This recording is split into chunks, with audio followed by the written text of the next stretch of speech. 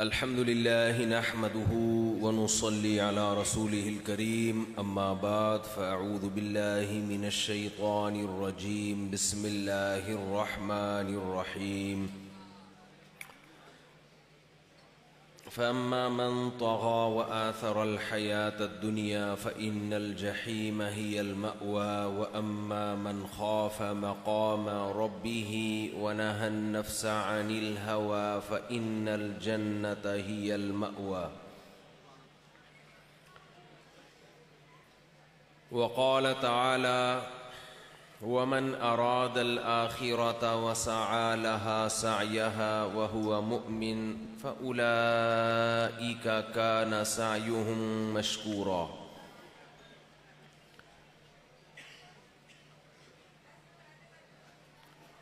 بیان تو میں نے کسی اور موضوع پہ کرنا تھا، لیکن یہاں جو مجمع سامنے نظر آ رہا ہے اس کو دیکھ کر میں نے ٹاپک ہی چینج کر لیا ہے۔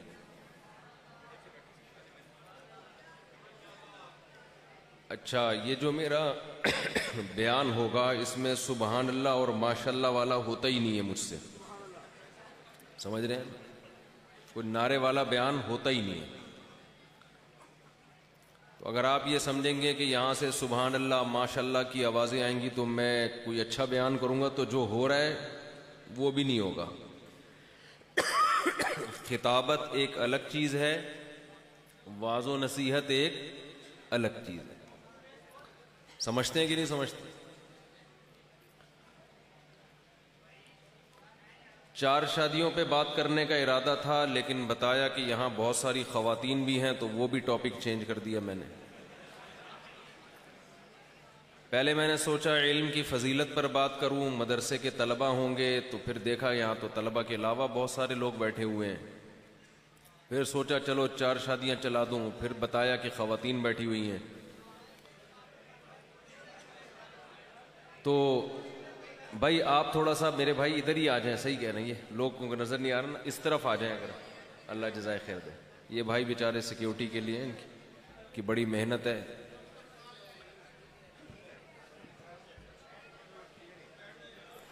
تو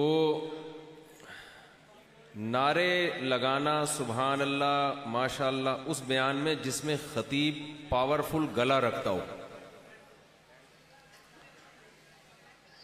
تو پنجاب والے خطیبوں کے پاس گلے ہیں، کراچی کے پاس یہ سہولت نہیں ہے۔ تو اس لیے 2-4 باتیں آپ کی خدمت میں رکھیں گے، سمجھ میں آ جائے ٹھیک ہے، نہیں آئے تو جو مرضی کرنا ہے کرو بھائی۔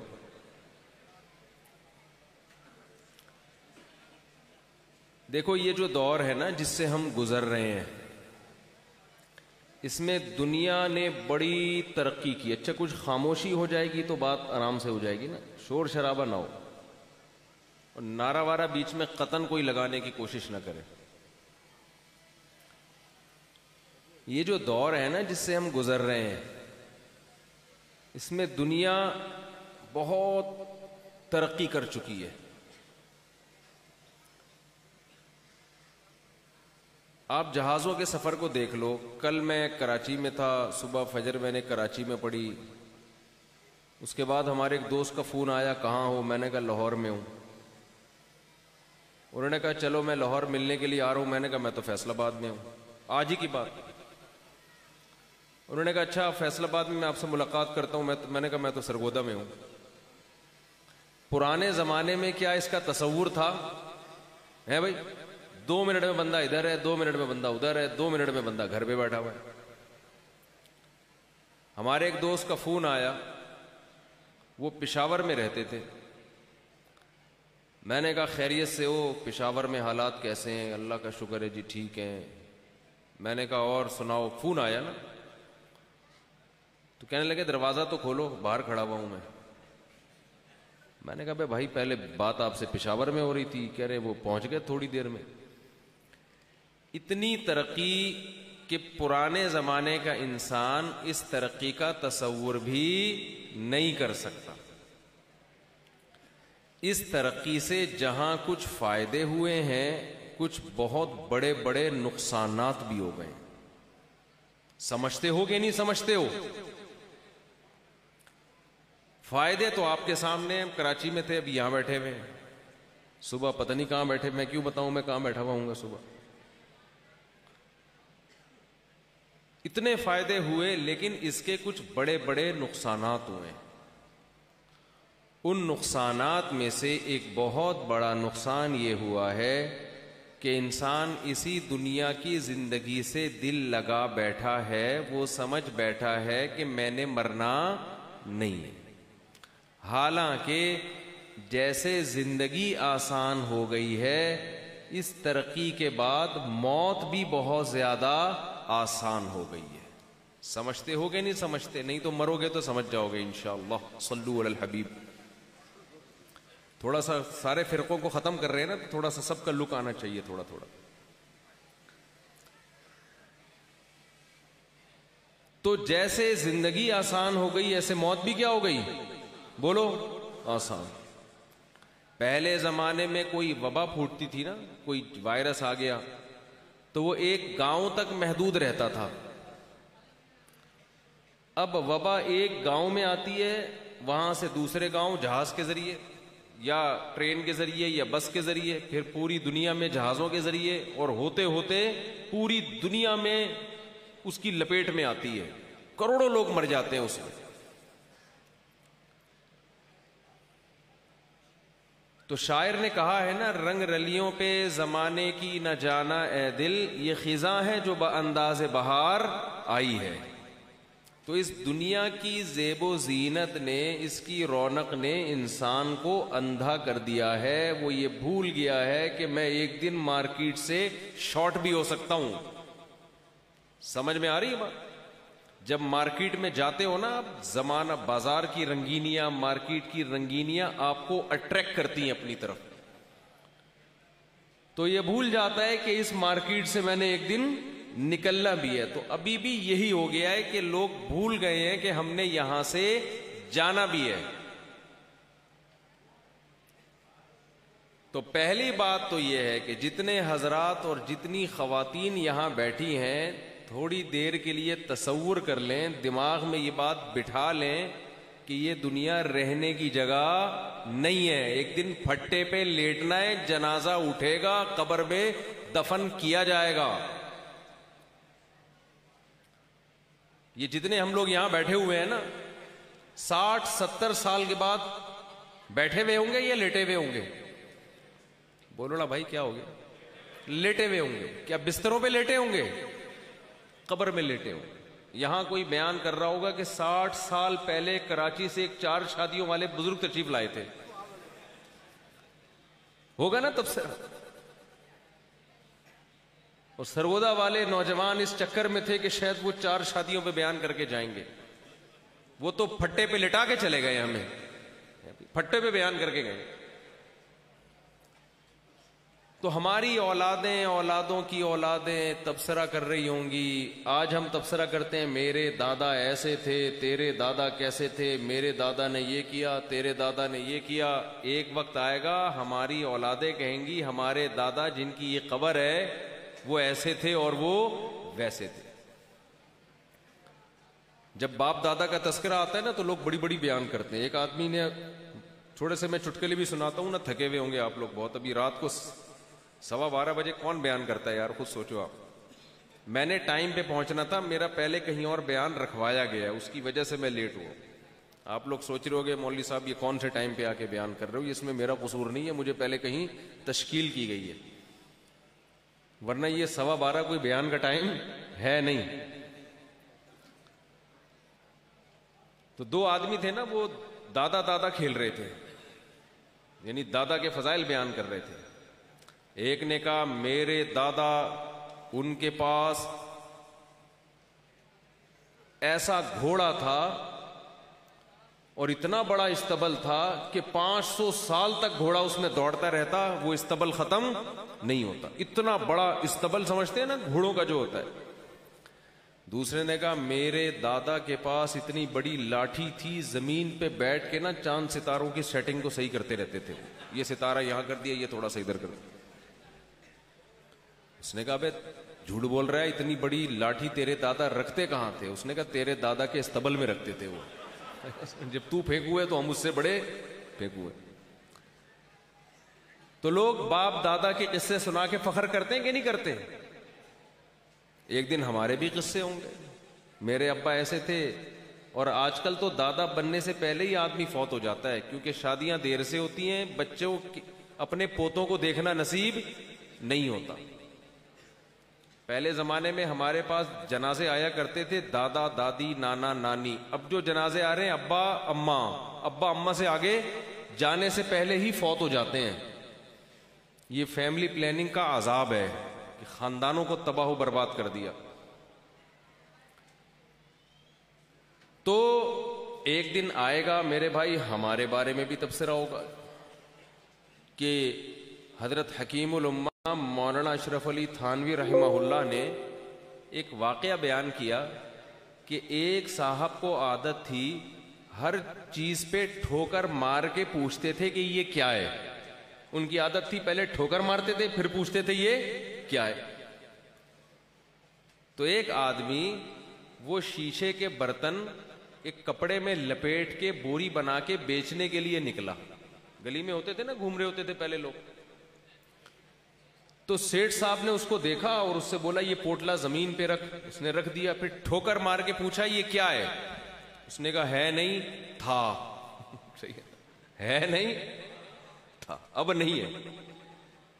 تو ایک دن ہمارے بارے میں بھی کہا جائے گا مولانا صاحب, قاری صاحب, چودھری صاحب اور پتہ نہیں سرگودا میں کون کون سے صاحبوں کی قسمیں ہیں, یہ صاحب ہیں نہیں بلکہ تھے. تو یہ بات تو دماغ میں اچھی طرح سے بٹھا لیں. 50 60 70 80 سال کے بعد ہم میں سے کوئی بھی زندہ نہیں ہوگا.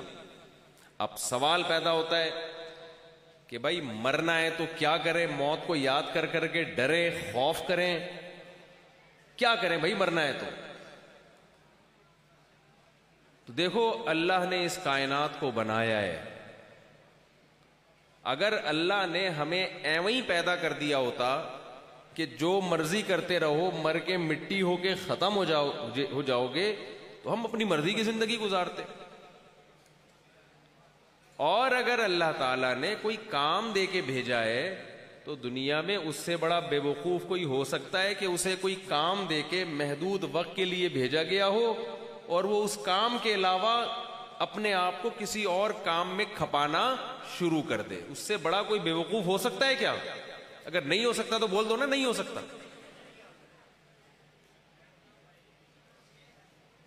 تو پہلی بات تو یہ ذہن میں بٹھا لو کہ اللہ نے ہمیں پیدا کیا ہے اپنی عبادت کے لیے, اپنی اطاعت کے لیے. اس کام میں اگر ہم لگیں گے تو کامیاب ہوں گے, اس کے علاوہ کسی اور کام میں لگیں گے تو کامیاب نہیں ہوں گے. اب وہ عبادت اور اللہ کی وہ اطاعت ہے کیا, اس پر میں تھوڑی سی بات کروں گا آپ کے سامنے. وہ اطاعت اللہ نے سورہ بنی اسرائیل میں بیان کی ہے, جو میں نے ابھی آیتیں آپ کے سامنے پڑھی. وَمَنْ أَرَادَ الْآخِرَةَ وَسَعَى لَهَا سَعْيَهَا وَهُوَ مُؤْمِنٌ فَأُولَئِكَ كَانَ سَعْيُهُمْ مَشْكُورًا. اللہ نے فرمایا تم اگر کامیاب ہونا چاہتے ہو تو 4 چیزیں اپنے اندر پیدا کر لو. یہ 4 بیویوں کی بات نہیں ہو رہی, 4 چیزوں کی بات ہو رہی ہے. اب لوگ 4 کا عدد سنتے ہی نا جذباتی ہو جاتے ہیں, آٹو پہ آ گئے ہیں. وہ بھوکے سے کسی نے پوچھا نا 2 اور 2 کتنے ہوتے ہیں, اس نے کیا جواب میں کہا 4 روٹیاں. تو اب میں جیسی 4 کا لفظ بولتا ہوں ایک دم نوجوانوں کی ایک دم آنکھیں کھل جاتی ہیں. شاید مفتی صاحب اس ٹاپک پہ آ رہے ہیں. تو 4 کام اگر کر لیے جائیں تو اللہ کی طرف سے کیا ہو جائیں گے ہم؟ بولو کامیاب. پہلا کام کیا کرنا ہے؟ وَمَنْ أَرَادَ الْآخِرَةَ, کوئی بھی کام کرنے سے پہلے نیت کس کی کرنی ہے؟ آخرت کی. کوئی بھی کام آپ کر رہے ہیں کس کی رضا کے لیے کرنا ہے؟ اللہ کی رضا کے لیے کرنا ہے.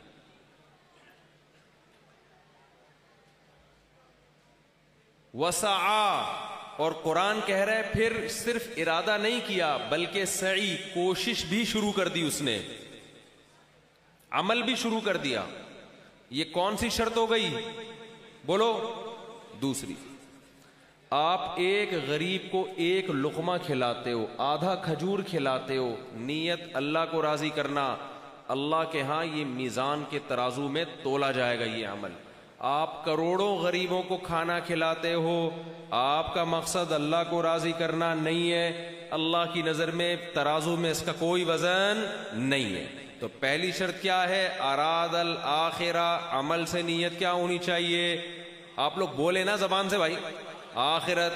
نمبر 2, وسعہ, خالی نیت کر کے نہ بیٹھے کہ میں نیت کرتا ہوں 100 غریبوں کو کھانا کھلانے کی. اچھا بھائی, کھلانے کے لیے کیا کر رہا ہے؟ کہہ رہے میں نے نیت کر لی نا, بس کر لیا, اور کیا چاہیے مجھے؟ تو اللہ کہتے ہیں اتنا کافی نہیں ہے, بلکہ وسعہ, کوشش بھی کرے, لہا, آخرت کے لیے کوشش. اے اللہ میں آخرت کے لیے کوشش کرنے کے لیے تیار ہوں, لیکن اخپل طریقے سے کروں گا. میں اخپل سمجھتے ہو؟ اپنے طریقے سے کروں گا. بھائی سمجھتے ہوں گے انشاءاللہ اخپل طریقہ. آپ کہاں کے ہیں؟ سرگودا کے ہیں. پشاور کا ہوگا تو وہ اخپل سمجھے گا. وسعى لها سعيها. تیسری شرط قرآن کہہ رہا ہے کہ کوشش بھی وہ کرے جو اللہ اور اس کے رسول کی بتائی ہوئی کوشش. اپنے طریقے سے کوشش کرے گا, اللہ کی نظر میں وہ قبول نہیں ہوگا. اب یہ اہم چیز ہے, وہ کون سی کوشش ہے جس کو اللہ اور اس کے رسول کی بتائی ہوئی کوشش کہا جائے گا؟ بہت سے لوگ ایسے ہیں, دیکھو بہت سے لوگ ایسے ہیں جو ایسی کوشش کر رہے ہیں کہ وہ کوشش اللہ اس کے رسول کی بتائی ہوئی کوشش نہیں ہے. یہود و نصارہ بھی جنت کی کوشش کرتے ہیں, لیکن اللہ کی نظر میں وہ کوشش مقبول نہیں ہے. اہل اسلام میں ایسے بدعتی لوگ ہیں جو کوشش بہت کرتے ہیں, مگر وہ کوشش اللہ اور اس کے رسول کی بتائی ہوئی کوشش نہیں ہے. ان کا عمل بھی برباد. خوارج ایک فرقہ تھا جو بڑی زبردست عبادتیں کیا کرتا تھا, بڑی زبردست کوششیں کیا کرتا تھا, لیکن صحابہ نے اس فرقے کو گمراہ اور جہنمی قرار دیا, حالانکہ ان کی عبادتیں بہت زیادہ ہوا کرتی تھیں. تو وہ کون سی کوشش ہے؟ دوسرے لفظوں میں وہ کون سا فرقہ ہے جو اللہ کی نظر میں جنتی ہے؟ اور اس فرقے سے پوچھنا پڑے گا کہ صحیح کیا ہے اور غلط کیا ہے. تو وہ اللہ اس کے رسول نے ایکسپلین کیا ہے, ڈیفائن کیا ہے. جب تک اللہ اس کے رسول کے بتائے ہوئے طریقے کو فالو نہیں کریں گے, آپ کی کوشش فائدے کے بجائے آپ کو نقصان پہنچائے گی. سمجھ میں آ رہی ہے بات کہ نہیں آ رہی؟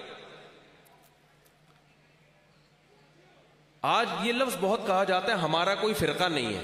یہ بہت سنا ہوگا نا آپ نے کہ ہمارا کوئی فرقہ, ہم کسی فرقے سے تعلق نہیں رکھتے.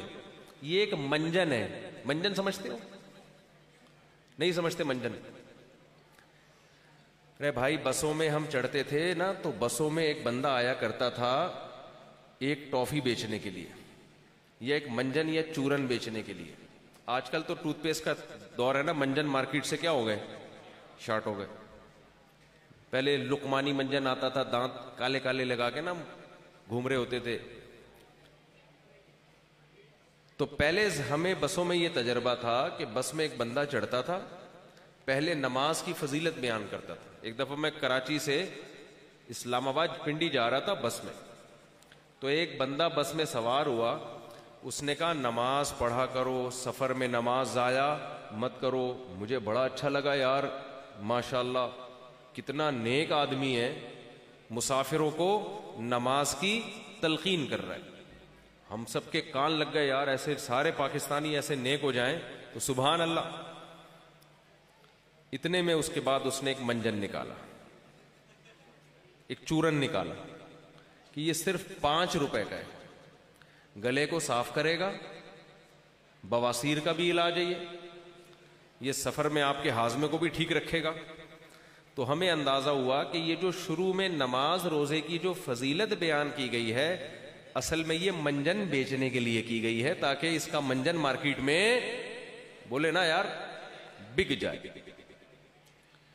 تو ایک فرقہ جو صدیوں سے برحق چلا آ رہا ہے، جس کے جنتی ہونے کی رسول اللہ صلی اللہ علیہ وسلم نے ضمانت لی، جو امت کا سواد اعظم ہے، اس میں جنتی فرقے کی تمام علامتیں پائی جاتی ہیں، جو اس مسلک کو فالو کرے گا اس کے جنتی ہونے کی رسول اللہ صلی اللہ علیہ وسلم نے گواہی دی۔ ہونا یہ چاہیے تھا کہ آپ اس فرقے کو تلاش کرتے اور آپ اس فرقے کی علامتیں دیکھ کر اس فرقے کو جوائن کرتے۔ آپ نے کیا کہا کہ میں امت کے جمہور کو کیوں چلوں بھائی، اس سے تو میں مشہور نہیں ہوں گا۔ مشہور ہمیشہ وہی آدمی ہوتا ہے جو عام پبلک سے ہٹ کے بات کر رہا ہوتا ہے۔ تو ایسے لوگ مارکیٹ میں آنا شروع ہو گئے، انہوں نے یہ منجن بیچنا شروع کر دیا کہ ہم ان تمام فرقوں کے خلاف ہیں، لہذا انہوں نے نیا فرقہ مارکیٹ میں لانچ کیا، پبلک ان پہ ٹوٹنے لگی۔ لوگوں کو یہ اندازہ نہیں ہوا کہ بجائے فرقواریت ختم کرنے کے، اس طرح کے جتنے اسکالرز ہیں مارکیٹ میں روز فرقواریت ختم کرنے کے نام پہ نئے نئے فرقے مارکیٹ میں کیا کر رہے ہیں، لا رہے ہیں۔ تو اس سے فرقواریت ختم ہونے کے بجائے فرقواریت بڑھ گئی۔ اب میں آپ کو بتاتا ہوں کہ وہ کون سا فرقہ ہے جس کے جنتی ہونے کی رسول اللہ صلی اللہ علیہ وسلم نے علامتیں بیان کی ہیں، اور آپ صلی اللہ علیہ وسلم کے علم میں یہ بات تھی کہ میری امت بہت سے فرقوں میں ڈیوائیڈ ہوگی، تو اس میں آپ صلی اللہ علیہ وسلم نے اس امت کو لاوارث اور یتیم نہیں چھوڑا، پہلے سے بتا دیا فلانا والا ٹھیک ہوگا، باقی سارے کیا ہوں گے، غلط ہوں گے۔ تو کسی نئے فرقے کو اختیار نہ کرنا، اس فرقے کو اختیار کرنا جس میں یہ علامتیں پائی جائیں۔ نہیں آ رہی بات سمجھ میں؟ میرا خیال گڈی نو سیٹ تے لاؤ سنا ہے آپ لوگوں نے؟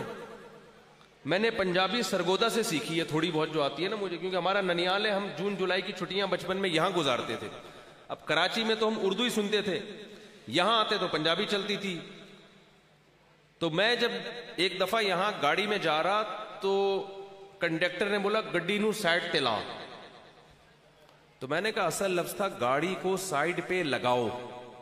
اس نے کتنے الفاظ کھا گیا یہ بیچ سے، گاڑی کو بنا دیا گڈی، کو بنا دیا نو، چلو وہ تو ایک الگ، سائڈ کو سیڈ، لگاؤ کو لاؤ۔ تو مجھے لگا کہ جو پنجاب کی زبان ہے نا، یہ کیا ہے کہ انہوں نے آسان بنانے کے لیے نا بہت سارے الفاظ بیچ سے کھا کے، ہم جو اردو میں کہتے ہیں نا گاڑی کو سائڈ پہ لگاؤ، تو یہ جملہ مکمل ہونے سے پہلے وہ سائڈ پہ لگ چکی ہوتی ہے۔ اتنی دیر سائڈ پہ لگانے پہ نہیں لگتی جتنی دیر یہ جملہ بولنے پر لگتی ہے کہ سائڈ پہ لگاؤ اس کو۔ تو مجھے لگا کہ جو پنجابی زبان وجود میں آئی ہے نا، یہ ان شارٹ بات کرنے کے لیے وجود میں آئی ہے۔ تبھی ہمارے جو رشتہ دار پنجاب میں رہتے ہیں نا، جو بالکل ہی پنجابی ماحول میں پڑے، وہ کہتے ہیں ہمیں اردو بولتے ہوئے گلے میں درد ہوتا ہے ہمارے۔ اے کی رولہ پہ گیا تے چودھری سٹا لے گیا، یہ بھی ہم نے بڑے جو ہے نا سرگودا میں لگے ہوتے، اے کی رولہ پہ گیا چودھری سٹا لے گیا۔ تو میں اب آپ کو بتاؤں گا آخرت کی کوشش کون سی ہے، کن علماء کو فالو کر رہا ہے، کون سا فرقہ ایسا ہے جو جنت میں بولو جائے۔ تو ہم رسول اللہ صلی اللہ علیہ وسلم سے پوچھتے ہیں، آپ صلی اللہ علیہ وسلم نے فرمایا میری امت 73 فرقوں میں ڈیوائیڈ ہوگی، کلہم فی النار، 72 ان میں جہنمی ہوں گے، ایک فرقہ کیا ہوگا، جنتی۔ صحابہ نے پوچھا وہ کون سا؟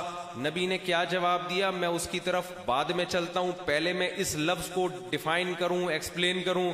آپ نے فرمایا میری امت 73 فرقوں میں ڈیوائیڈ ہوگی، اگر سارے فرقے غلط ہوتے تو آپ صلی اللہ علیہ وسلم یوں فرماتے کہ 73 کے 73 جہنم میں جائیں گے۔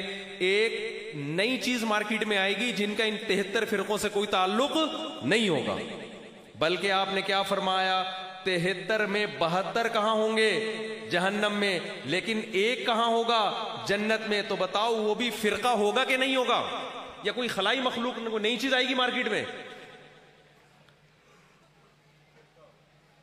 جب 73 فرقوں میں 72 جہنم میں ہوں گے تو ایک بھی وہ تو فرقہ ہی ہوگا نا جو جنت میں ہوگا۔ لہٰذا یہ جو کہنا ہمارا کوئی فرقہ ہی نہیں ہے، کوئی فرقہ ہی نہیں ہے، کوئی فرقہ ہی نہیں ہے، بھائی تو نہ کو 73 میں کہیں تو فٹ کرنا اپنے آپ کو، تو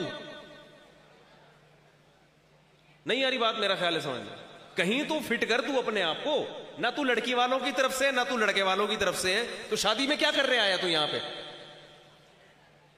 ایک بندہ شادی میں گیا، وہ کہہ رہے میں نہ لڑکی والوں کو مانتا ہوں نہ میں لڑکے والوں کو مانتا ہوں، تو پھر تو کیا لینے آیا بھائی یہاں شادی میں؟ شادی میں دعوت ہوتی ہے یا تو لڑکی والوں کی طرف سے یا بولو لڑکے والوں کی طرف سے. تو یہ جو اسکالرز کی طرف سے آ رہے ہیں فرقے فرقے نہیں مانتے ہم، فرقے نہیں مانتے، یہ منجن ہے، سمجھ رہے ہو؟ یہ کیا ہے؟ منجن. تو آپ صلی اللہ علیہ وسلم نے پہلی بات تو اس حدیث سے پتہ چلی کہ وہ ایک بھی کیا ہوگا، ان 73 میں سے ہی ایک ہوگا. وہ اس ایک کی رسول اللہ صلی اللہ علیہ وسلم نے 2 علامتیں مختلف حدیثوں میں بیان کی ہیں. وہ 2 علامتیں جس میں پائی جائیں تو وہ جنتی ہو سکتا ہے، وہ 2 علامتیں جس میں نہ پائی جائیں کتنے ہی اچھے لیبل سے وہ کام کرے وہ جنتی فرقہ نہیں ہو سکتی. پہلی علامت آپ صلی اللہ علیہ وسلم نے فرمایا لا تجتمع امتی علی ضلالہ، میری امت قیامت تک 1 سیکنڈ کے لیے بھی کبھی بھی گمراہی پہ جمع نہیں ہو سکتی. لا تزال طائفۃ من امتی ظاہرین علی الحق، ایک جماعت ہمیشہ حق پر غالب رہے گی. دوسری حدیث میں اس کو اس طرح سے ایکسپلین کیا، کیا مطلب؟ اس جنتی فرقے کی سب سے پہلی علامت یہ ہے کہ وہ نبی کے دور سے قیامت تک کنٹینیو رہے گا. ایک زمانہ بھی ایسا نہیں آئے گا کہ وہ فرقہ مارکیٹ سے شارٹ ہو جائے. نہیں آ رہی بات میرا خیال. اب اگر کوئی نئی چیز آ رہی ہے چاہے کتنا اچھا لیبل لگا ہوا ہو، سوال پیدا ہوتا ہے 1400 سال سے یہ کہاں تھا؟ تو پہلی بات تو یہ ہے کہ وہ فرقہ نبی کے دور سے لے کر قیامت تک ہمیشہ بولو رہے گا، وہ کبھی بھی مارکیٹ سے شارٹ نہیں ہوگا، کسی بھی زمانے میں نہیں ہوگا. کیونکہ اگر وہ ہو گیا تو باقی سارے گمراہ. اس کا مطلب چند سیکنڈ کے لیے، چند سالوں کے لیے، چند صدیوں کے لیے امت گمراہی پہ جمع ہوئی ہے اور یہ ہو نہیں سکتا. دوسری علامت نبی صلی اللہ علیہ وسلم نے اسی حدیث میں بیان کی ہے جنتی فرقے کی. صحابہ نے پوچھا یا رسول اللہ 72 جہنم میں تو وہ جو ایک جنت میں ہوگا وہ کون سا ہوگا؟ یہاں ہمارے پیغمبر صلی اللہ علیہ وسلم نے ہم پر کتنا بڑا احسان کیا کہ اس فرقے کا نام نہیں بتایا، علامتیں بتائیں. نام بتا دیا جاتا تو ہم سب وہی نام رکھ لیتے اور نادرہ سے رجسٹر کروا لیتے. مثال کے طور پر اللہ نے قرآن میں اگر جنتیوں کی علامتیں نہ بیان کی ہوتی، نام بتائے ہوتے. مثلا قرآن میں علامتیں ہیں جنتیوں کی، الذین یؤمنون بالغیب، جو غیب پر ایمان رکھتے ہیں، یقیمون الصلاۃ، نماز قائم کرتے ہیں، ویؤتون الزکاۃ، زکوٰۃ دیتے ہیں. اسی طرح قرآن کہتا ہے کہ جو اپنے معاہدوں کو پورا کرتے ہیں، جو اپنی نظروں کی حفاظت کرتے ہیں، جو جھوٹ سے بچتے ہیں، یہ علامتیں ہیں نا. اب آپ نے کسی شخص کو جنتی ہونے کو دیکھنا ہو تو آپ یہ علامتیں تلاش کرتے ہیں. ہاں بھائی نماز بھی پڑھتا ہے، ہاں بھئی ماں باپ کی اطاعت بھی کرتا ہے، ہاں بھئی زنا سے بھی بچتا ہے، ہاں بھئی سود سے بھی بچتا ہے. یہ علامتیں دیکھ کے آپ اندازہ لگاؤ گے یہ بندہ کہاں جائے گا؟ بولو جنت میں. لیکن اگر اللہ یوں بتاتے کہ جو جنتی ہیں ان کے نام ہوں گے وسیم، غفار، ستار، سبکتگین اور عبد القادر اور عبد الرحمن، تو ابو جہل کا نام بھی کیا ہوتا؟ وسیم نام رکھتا ابو جہل سب سے پہلے اپنے. جتنے بڑے بڑے بدماش پیدا ہوئے ہیں نا جہنمی، وہ سارے اپنا نام وسیم رکھتے یا عبد القادر رکھتے یا عبد الستار رکھتے یا غفار رکھتے، جو جو جنتیوں کے نام آتے. اس لیے اللہ نے ان کے نام بیان بولو نہیں کیے. اللہ نے یہ بھی نہیں کہا کہ جو جنتی ہوگا اس کا نام مسلم ہوگا، اس کا نام کیا ہوگا؟ مسلم. اگر ایسا ہوتا تو ہم سب اپنا نام کیا رکھتے؟ مسلم خان. یہی رکھتے کہ نہیں رکھتے؟ اللہ نے یہ تو بتایا کہ وہ مسلم ہوں گے اور ان کی علامتیں اللہ نے بیان کی ہیں. علم جسے کہتے ہیں، نام نہیں بتایا کیونکہ نام سے دھوکا ہوتا، ہر شخص وہ نام رکھتا. تو اگر رسول اللہ صلی اللہ علیہ وسلم یہ بتا دیتے کہ وہ جو ایک جنتی فرقہ ہوگا اس کا نام دیوبندی ہوگا، بریلوی ہوگا، یا اہل حدیث ہوگا، یا فلانا ہوگا، تو ہمارا سب کا نام کیا ہوتا؟ اسی کے حساب سے رکھ لیتے. اگر نبی فرماتے وہ جو فرقہ ہے اس کا نام اہل حدیث ہوگا تو میرے نام کے ساتھ کیا لگا؟ مفتی طارق مسعود اہل حدیث. یہی لگا ہوتا کہ نہیں ہوتا؟ اگر نبی فرما دیتے کہ وہ جو فرقہ ہے اس کا نام بریلوی ہوگا تو ہم سب یہاں یہ مائک بھی گرین کلر کا ہوتا، میری پگڑی بھی گرین کلر کی ہوتی، اور ہمارے زردے کے چاول کا رنگ بھی گرین ہوتا. جتنی گرینری ہم پھیلا سکتے تھے مارکیٹ میں پھیلاتے، اور ہر شخص اپنے آپ کو ہرا ہونا ثابت کرتا کہ مجھ سے زیادہ گرین دنیا میں کوئی پیدا ہوا ہی نہیں. دلہن کو گرین کپڑے پہنائے جاتے. بھائی ہم سب ثابت کرتے کہ ہم کون ہیں؟ ہم بریلوی ہیں، ہم یہ ثابت کرتے اپنے آپ کو. یہی ہوتا کہ نہیں ہوتا؟ بھائی نبی نے بتایا وہ بریلوی ہوں گے تو ہم سب کیا کرتے؟ صلو علی الحبیب کی صدائیں گونجتی. اگر رسول اللہ صلی اللہ علیہ وسلم یہ فرما دیتے کہ اس فرقے کا نام کیا ہوگا؟ دیوبندی، تو ہمارے گرین چینل والے کی سب کی پگڑیاں کیا ہو جاتی؟ سفید ہو جاتی. صلو علی الحبیب کے نعرے بولو ختم ہو جاتے، اور بہت کچھ ہوتا. تو اللہ کے نبی صلی اللہ علیہ وسلم نے اس جنت میں جانے والے فرقے کا نام نہیں بتایا بلکہ اس کی علامتیں بتائیں کہ یہ علامتیں جن لوگوں میں نظر آئیں تو سمجھ لینا کہ یہ جنت میں جانے والے لوگ ہیں، اور جن میں جتنی جتنی یہ علامتیں کم ہوتی نظر آئیں خود فیصلہ کرتے چلے جانا کہ یہ جہنم کے اتنا اتنا قریب ہوتے چلے جا رہے ہیں. اب جب علامتیں بیان کرنے کا وقت آیا تو آپ صلی اللہ علیہ وسلم وہ علامتیں بھی بیان کر سکتے تھے جو قرآن نے بیان کی ہیں کہ یہ لوگ نماز قائم کرتے ہیں، یہ زکوٰۃ دیتے ہیں، لیکن آپ نے یہ علامتیں بیان نہیں کی کیونکہ جتنے باطل فرقے ہیں بہت سے ان میں نمازیں بھی قائم کرتے ہیں، بلکہ زیادہ اچھی نمازیں پڑھ لیتے ہیں، وہ بہت سے زکاتیں بھی دیتے ہیں، آخرت پر ایمان بھی رکھتے ہیں.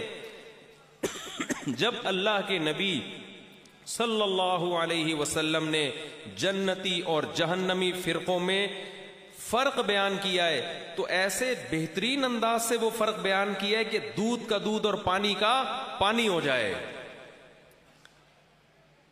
آپ صلی اللہ علیہ وسلم یہ بیان کرتے کہ جو قرآن کو فالو کریں گے تو دودھ کا دودھ اور پانی کا پانی نہیں ہوتا، کیونکہ اسلام کی طرف جب بھی کوئی اپنے آپ کو منسوب کرے گا تو ریفرنس سب سے پہلے کہاں سے دے گا؟ قرآن سے دے گا. وہ قرآن کو تو ہٹا نہیں سکتے نا. تو آپ پریشان ہو جاؤ گے کہ یار وہ بھی قرآن کی بات کرتا ہے، یہ فرقہ بھی قرآن کی بات کرتا ہے، میری سمجھ میں ہی نہیں آتا ان دونوں میں ٹھیک کون سا ہے. یہی تو ہو رہا ہے نا مارکیٹ میں. ارے بھائی وہ آتا ہے وہ فرقے والا، وہ بھی قرآن کی آیتیں پیش کر رہا ہوتا ہے، ادھر جاؤ تو وہ بھی قرآن کی آیتیں پیش کر رہا ہوتا ہے. آپ کہتے ہیں یار دونوں ہی قرآن سے دلیل لے رہے ہیں، ساڑی عقل کام نہیں کر رہی، دونوں قرآن کے حوالے دیتے ہیں. اس لیے آپ صلی اللہ علیہ وسلم نے اس جنتی فرقے کی علامت یہ نہیں بیان کی کہ وہ قرآن کو فالو کرے گا، اس لیے کہ ہر شخص کا دعویٰ کیا ہے کہ میں قرآن کو مانتا ہوں. آپ صلی اللہ علیہ وسلم نے فرمایا ما انا علیہ و اصحابی، سب سے پہلی علامت یہ ہے کہ جس پر میرا عمل ہو. اس لیے کہ ایک فرقہ ایسا ہے جو قرآن کو حجت مانتا ہے، پیغمبر کی حدیث کو حجت نہیں مانتا. تو آپ نے ان تمام لوگوں کو جہنمی فرقوں میں شامل کیا جو قرآن کو حجت مانتے ہیں، حدیث رسول کو حجت نہیں مانتے. وہ تمام کے تمام لوگ کہ جب ان کے سامنے حدیث پیش کی جائے وہ غلط سلط تعویلات کرنا شروع کر دیں اور ریفرنس دیں ہم قرآن کو مانتے ہیں, قرآن کو مانتے ہیں, اہل قرآن, پرویزی فرقہ, منکر حدیث, یہ قرآن قرآن صبح شام کرتے رہیں گے. ان کا بار بار قرآن قرآن کرنے سے مقصد قرآن کی اہمیت دل میں بٹھانا نہیں ہوتا بلکہ حدیث کی اہمیت گھٹانا ہوتا ہے. تو یہ تمام فرقے مارکیٹ سے کیا ہو گئے, اسلام کی مارکیٹ سے کیا ہو گئے, بولو نا کیا ہو گیا یار.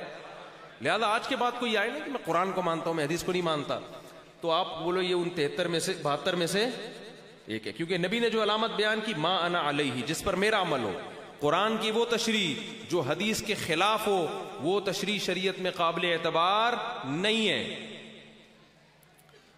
اگر یہیں تک ہوتا تو بھی بات ختم نہ ہوتی.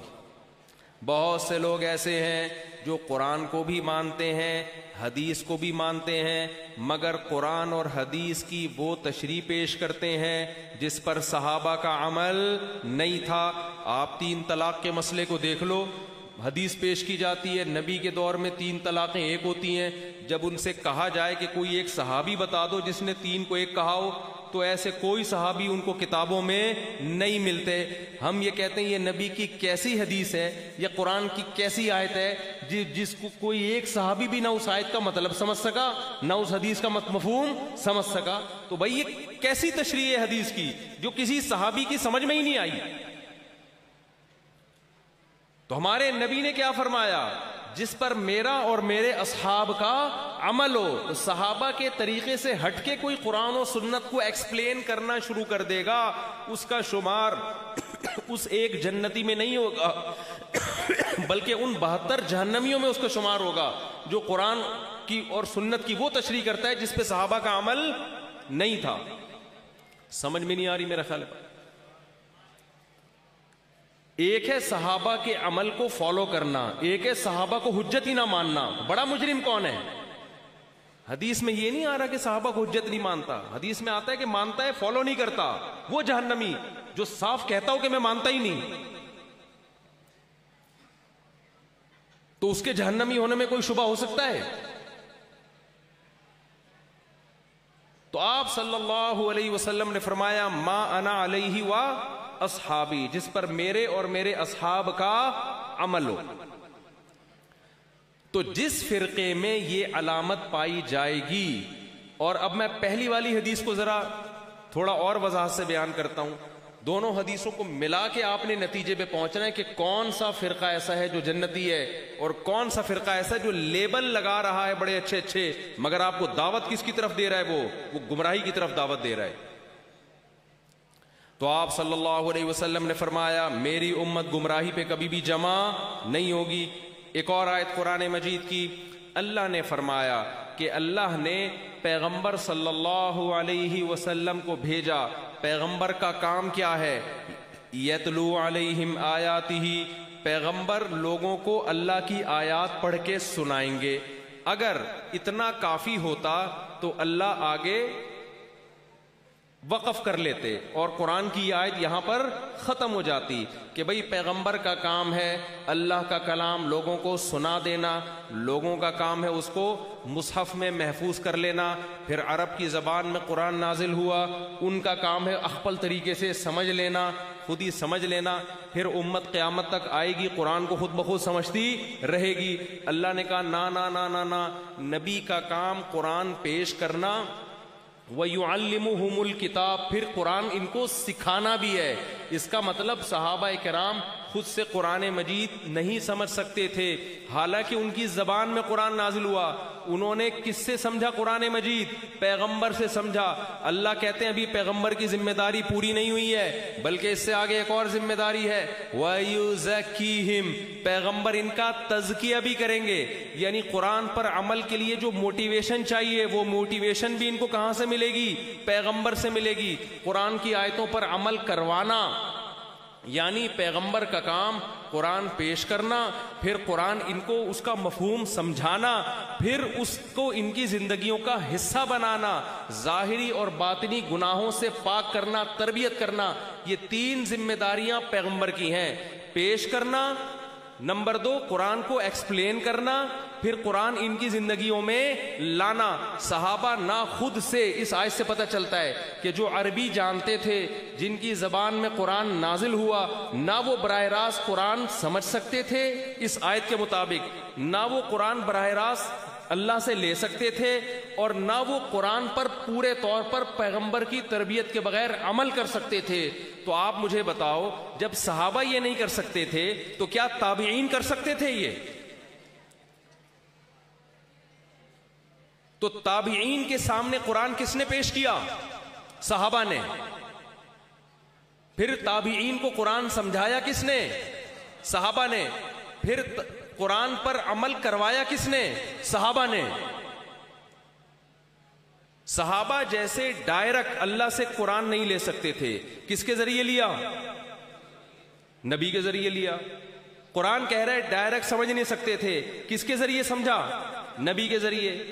قرآن کہہ رہے ڈائریکٹ اس کو صرف اتنی موٹیویشن تو ملتی ہے قرآن سے، لیکن اتنی کامل موٹیویشن نہیں ہے کہ پورا عمل کرنا شروع کر دیں، ظاہری باطنی گناہوں سے پاک ہو جائیں۔ اس کے لیے ان کو تربیت کی ضرورت تھی، کس کی؟ پیغمبر صلی اللہ علیہ وسلم کی۔ حالانکہ ان کی زبان میں قرآن نازل ہوا، ان کی قربانیاں ہم سے کروڑہ گنا زیادہ، لیکن اللہ نے بتا دیا ان رجال کو قرآن کو فالو کرنے کے لیے رجل کی ضرورت ہے، جس کو پیغمبر کہا جاتا ہے صلی اللہ علیہ وسلم۔ تو کیا تابعین صحابہ کے بغیر ڈائریکٹ قرآن سمجھ سکتے تھے؟ جیسے ڈائریکٹ لے نہیں سکتے تھے، صحابہ سے انہوں نے قرآن لیا، ڈائریکٹ سمجھ بھی نہیں سکتے تھے، بلکہ کس سے سمجھا؟ صحابہ سے سمجھا۔ پھر قرآن ان کی عملی زندگیوں کا حصہ کس سے بنا؟ صحابہ کی صحبت اختیار کر کے بنا۔ پھر تابعین نے یہ کام آگے پارسل کیا ہے، آگے منتقل کیا ہے، تبع تابعین کو قرآن پیش بھی کیا، پھر تبع تابعین کو قرآن سمجھایا بھی، پھر تبع تابعین نے تابعین کی صحبت اٹھا کے اس قرآن پر عمل بھی کیا۔ یہ تینوں چیزیں سلسلہ بسلسلہ ضروری ہے، اور یہ صدیوں سے سلسلہ آپ کو جس فرقے میں نظر آئے کہ اس نے قرآن لیا کہاں سے، ہم کہتے ہیں اپنے پہلوں سے لیا، سمجھا کہاں سے، وہ کہتا ہے میں اپنے پہلوں سے نہیں سمجھتا، میں خود سے سمجھنے کی کوشش کرتا ہوں۔ اس کا مطلب یہیں سے اس کا شمار ان 72 میں ہونا شروع ہو گیا۔ ہاں وہ کہتا ہے میں نے اپنے بزرگوں سے سیکھا، تو بزرگوں سے تو نے سیکھا، اچھا اس پر عمل کہاں سے ملا؟ میں نے بزرگوں کی صحبت اٹھائی ہے۔ کن بزرگوں کی؟ جنہوں نے اپنے بزرگوں کی۔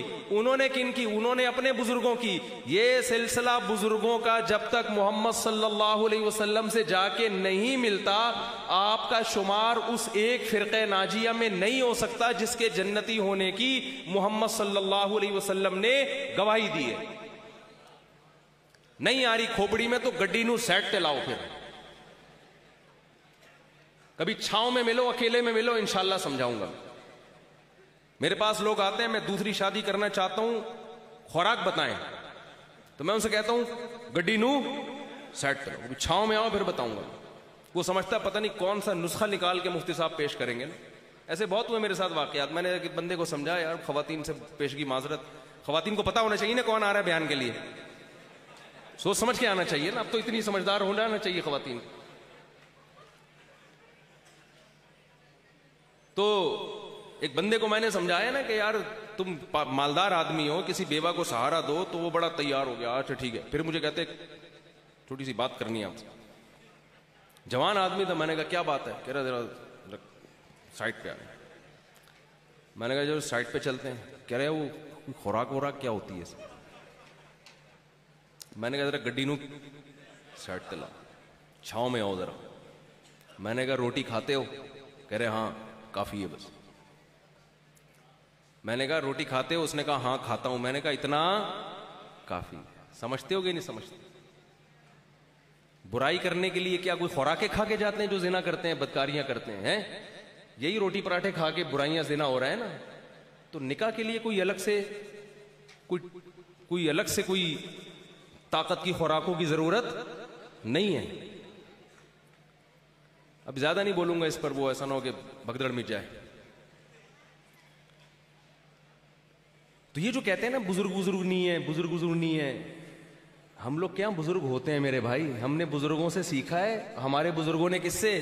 اپنے بزرگوں سے، پھر ان کے بزرگوں نے یہ سلسلہ جب تک سند متصل کے ساتھ محمد صلی اللہ علیہ وسلم سے نہیں ملتا اس وقت تک آپ فرقہ ناجیہ میں شامل نہیں ہو سکتے, نجات یافتہ فرقے میں شامل نہیں ہو سکتے, کیونکہ بزرگ کبھی بھی مارکیٹ سے شارٹ نہیں ہو سکتے. ہر دور میں ہول سیل کے حساب سے بزرگ رہیں گے. اس پہ لوگ اعتراض کرتے ہیں, اچھا آپ نے بزرگوں سے سیکھا ہے, تو بزرگ تو یہ بھی ہیں, بزرگ تو وہ بھی ہیں, بزرگ تو وہ فلاں بزرگ قبروں پہ سجدے کر رہا ہے, وہ فلاں بزرگ یہ کر رہا ہے, اور ان کا سلسلہ بھی کہاں سے جا کے ملتا ہے؟ محمد صلی اللہ علیہ وسلم سے. آپ پوچھ لو بدعتیوں سے جو سجدے کرتے ہیں قبروں کو, وہ کہیں گے میں فلاں کا شاگرد, وہ کہیں گے میں فلاں کا شاگرد, وہ اپنی سند بتا دیں گے, اور کہاں تک پہنچائیں گے؟ محمد صلی اللہ علیہ وسلم. تو خوب اچھی طرح سمجھ لو, ہم نے یہ نہیں کہا کہ جو سند متصل کے ساتھ ان بزرگوں کے سلسلے کے ساتھ نبی تک پہنچے گا ان میں سے ہر ایک جنتی ہے. ہم نے کہا جنتی ہونے کی ایک پہلی علامت ہے کہ کم سے کم یہ کوائف پورا اترتا, اس کے بعد پھر اگلی شرط بھی ہے. کیا مطلب؟ جو اس معیار پہ نہیں اترتا وہ تو فرقہ ناجیہ میں, نجات یافتہ فرقے میں پہلی شرط ہی ختم ہو گئی. اس کی مثال ایسے کہ آرمی میں کمیشن آفیسر بھرتی ہونے کے لیے نا اعلان ہوا کہ بھائی جس کا قد 5 فٹ 8 انچ یا 9 انچ یا 6 فٹ کا ہو, کم از کم اتنا قد ہو, اور انٹر پاس ہو. یہ 2-3 شرطیں بیان کر دی کہ ان لوگوں کے لیے انٹرویو ہو رہا ہے, آپ آ جائیں. آپ گئے, ہاں جی قد کتنا ہے جی, ناپ لیا جی اتنا قد ہے, اور کوالیفیکیشن کتنی ہے جی, ہاں جی انٹر کیا ہوا ہے. تو انٹرویو لیا تو آپ کو آتا واتا کچھ بھی نہیں ہے. آپ نے کہا, آپ نے تو کہا تھا کہ یہ اس طرح کے لوگ آ جائیں, تو میں تو خط بھی دیکھ لو میرا. تو وہ کیا کہیں گے, بھائی یہ پہلی علامت ہے تاکہ ٹھگنے آ جائیں. ایسا نہ ہو 2-2 فٹ کے لوگ بھی چل کے آ جائیں جی ہمیں بھی جنگ میں لڑنے کے لیے بھیجو. وہ ایک آدمی نے ایک بہت ہی ٹھگنی خاتون سے شادی کر لی, بہت ہی چھوٹا قد تھا اس بیچاری کا, بچے پیدا ہوئے تو اتنے سے, وہ بڑے ہی نہیں ہو رہے. تو ایک دن ان کی ماں نا ان کو روٹی کھلا رہی ہے, میرے بچوں کھانا کھا لو, بڑے ہو جاؤ گے. یہ جل کے کہتا ہے یہ بڑے نہیں ہوں گے, یہ بڑے, یہ اتنے کے اتنے ہی رہیں گے. ان کے ساتھ کے پودے لایا تھا وہ بڑے ہو گئے ہیں, یہ اور چھوٹے ہوتے چلے جا رہے. ایک بیچارے بہت چھوٹے قد کے مولوی صاحب تھے, آپ چونکہ جانتے نہیں ہیں تو اس لیے غیبت میں نہیں آئے گی یہ چیز. میں نے ان سے پوچھا, مولوی صاحب اپنی زندگی کا کوئی عجیب واقعہ بتاؤ. بہت چھوٹے قد کے تھے. انہوں نے کہا اتنے واقعات ہیں کہ کیا بتاؤں. میں نے کہا مثلاً کہتے ہیں میں پاسپورٹ بنوانے گیا, لائن میں لگا ہوا ہوں, تو میرا نمبر ہی نہیں آ رہا. میں چیخا, میں نے کہا بھائی مجھے بھی تو دینا. اس نے کہا پہلے کھڑا تو ہو, تو بیٹھا ہوا کیوں ہے لائن میں؟ میں نے کہا بھائی میں کھڑا ہوا ہی ہوں. تو پہلی شرط ہے جو سند متصل کے ساتھ کہاں پہنچتا ہوگا. یہ جو کہتے ہیں نا بزرگ گزرنی چاہیے, بزرگوں کی صحبت یہ پہلی شرط ہے. جس کو بزرگوں کی صحبت نہیں ملی وہ خود سیدھے راستے پر نہیں ہے, وہ آپ کو سیدھے راستے پہ کہاں سے چلا سکتا ہے. ایک اللہ والے بزرگ کے پاس ایک شخص آیا, اس نے کہا یہ جو آپ کہتے ہیں اہل اللہ کی صحبت, اہل اللہ کی صحبت, یہ اتنی ضروری کیوں؟ قرآن و سنت پڑھو, عمل کرتے چلے جاؤ, یہ بار بار آپ لوگ کیوں کہتے ہو اہل اللہ کی صحبت اٹھاؤ؟ تو انہوں نے کہا مجھے ایک بات بتاؤ, صحابی کا مرتبہ کوئی ادنا سے ادنا, بڑے سے بڑا تابعی بھی صحابی کے برابر ہو سکتا ہے؟ بولو بھائی آپ کا کیا عقیدہ ہے؟ نہیں ہو سکتا. کا وجہ کیا ہے؟ علم تو بعض تابعین کے پاس بعض صحابہ سے زیادہ تھا. انہوں نے کہا وجہ اس کی یہ کہ صحابی نے کس کی صحبت اٹھائی ہے؟ محمد صلی اللہ علیہ وسلم کی. انہوں نے کہا اچھا, بعد میں آنے والے کسی شخص کا تابعی کے برابر مقام ہو سکتا ہے؟ انہوں نے کہا نہیں ہو سکتا. کیوں بھائی؟ علم میں تو بعض دفعہ بعض والے لوگ زیادہ بڑھ جاتے ہیں. کہا وجہ اس کی یہ کہ تابعی نے صحبت کس کی اٹھائی ہے؟ صحابی کی. تو یہ صحبت ہے جو کسی شخص کو تابعی بنا رہی ہے, کسی کو تبع تابعی بنا رہی ہے, اور کسی کو صحابی بنا رہی ہے. جس کو جتنی خاندانی صحبت ملی اس کا مقام اللہ کی نظر میں اتنا ہی بڑھ گیا. حالانکہ عربی تو وہ سب جانتے تھے, وہ قرآن و سنت ہم سے زیادہ جانتے تھے. مقام اور مرتبہ کس کا زیادہ بلند ہوا؟ جس کو صحبت زیادہ ملی ہے. ہم پیغمبر صلی اللہ علیہ وسلم کی صحبت اب براہ راست نہیں اٹھا سکتے، نہ پیغمبر کے شاگردوں کی۔ تابعین اگر یہ تبع تابعین یہ چاہتے کہ ہم صحابی بن جائیں تو بن سکتے تھے، تو ان کے پاس آپشن تھا تبع تابعی بننے کا، تو جس نے اس آپشن سے فائدہ اٹھا کے تابعین کی صحبت اٹھا لی ان کو اللہ نے یہ مقام دے دیا۔ اب ہمارے پاس یہ موقع ہے کہ ہم اس دور کے اہل اللہ کی صحبت اٹھائیں۔ اگر آپ نے یہ آپشن ضائع کر دیا تو آپ اس فضیلت سے محروم ہو جاؤ گے۔ تو لہذا کوئی بھی کہتا ہے نا میں بزرگوں کو نہیں مانتا، کوئی بھی ہر نئے نئے مارکیٹ میں آتے رہیں گے، پتہ نہیں کون کون سے چینل بنتے رہیں گے، آتے رہیں گے، میں یہ نہیں مانتا، میں وہ نہیں مانتا، میں فلانے نہیں مانتا، میں ڈمکانا نہیں مانتا۔ تو بھائی تیرے ماننے نہ ماننے سے کیا ہوتا ہے؟ ہم لوگ کیا چونکہ بزرگ ہوتے ہیں۔ میں ایک دفعہ واقعہ بتا رہا تھا، ایک بزرگ نے فرمایا، تو کسی نے کہا بزرگ سے کیا ہوتا ہے؟ میں نے کہا ہم لوگ کے ہوتے ہیں۔ دیکھو انگریزوں کے ہاں آپ جاؤ گے نا، ابا کی دو قسمیں، ایک روحانی ابا اور ایک جسمانی ابا، یہی ہے نا؟ ابھی تک تو دو ہی قسمیں دریافت ہوئی ہیں ابا کی۔ کتنی قسمیں؟ ارے بولنے پر گورنمنٹ نے پابندی لگائی ہے۔ ابا کی کتنی قسمیں ہیں؟ دیر آر 2 types آف ابا۔ ایک ہوتا ہے روحانی ابا اور ایک ہوتا ہے جسمانی ابا۔ عبداللہ ابن عمر رضی اللہ تعالی عنہ کے جسمانی ابا عمر بن خطاب تھے، روحانی والد رسول اللہ صلی اللہ علیہ وسلم تھے۔ ایسا ہی ہے نا؟ تابعین کے جسمانی والد وہی ہوں گے جنہوں نے ان کو جنا ہوگا، ان میں کافر بھی ہو سکتے ہیں، لیکن روحانی والد کون تھے؟ صحابہ تھے۔ روحانی والد ایک سے زیادہ بھی ہو سکتے ہیں، جن جن سے آپ نے علم حاصل کیا وہ سارے آپ کے کیا ہیں؟ بولو نا، روحانی والد۔ تو خوب سمجھ لو، نسب کے اعتبار سے حلالی ہونے کے لیے ضروری ہے کہ آپ کے ابا ہوں اور جس سے آپ براہ راست پیدا ہوئے ہوں۔ اگر کوئی یہ کہتا ہے، میں آپ سے پوچھتا ہوں آپ کے والد صاحب کا نام کیا ہے؟ آپ کہتے ہیں نوح علیہ الصلاۃ والسلام اور آدم علیہ الصلاۃ والسلام، میں کہوں گا ابے کیا ڈائریکٹ نوح علیہ السلام سے پیدا ہو گیا تو اتنے ہزار سال کے بعد؟ تمہیں جن نے جنا ہے وہ والے ابا کا نام بتاؤ۔ آپ کو وہ والے میرے ابا نہیں ہیں، میں ڈائریکٹ کس سے پیدا ہوا ہوں؟ نوح علیہ السلام سے۔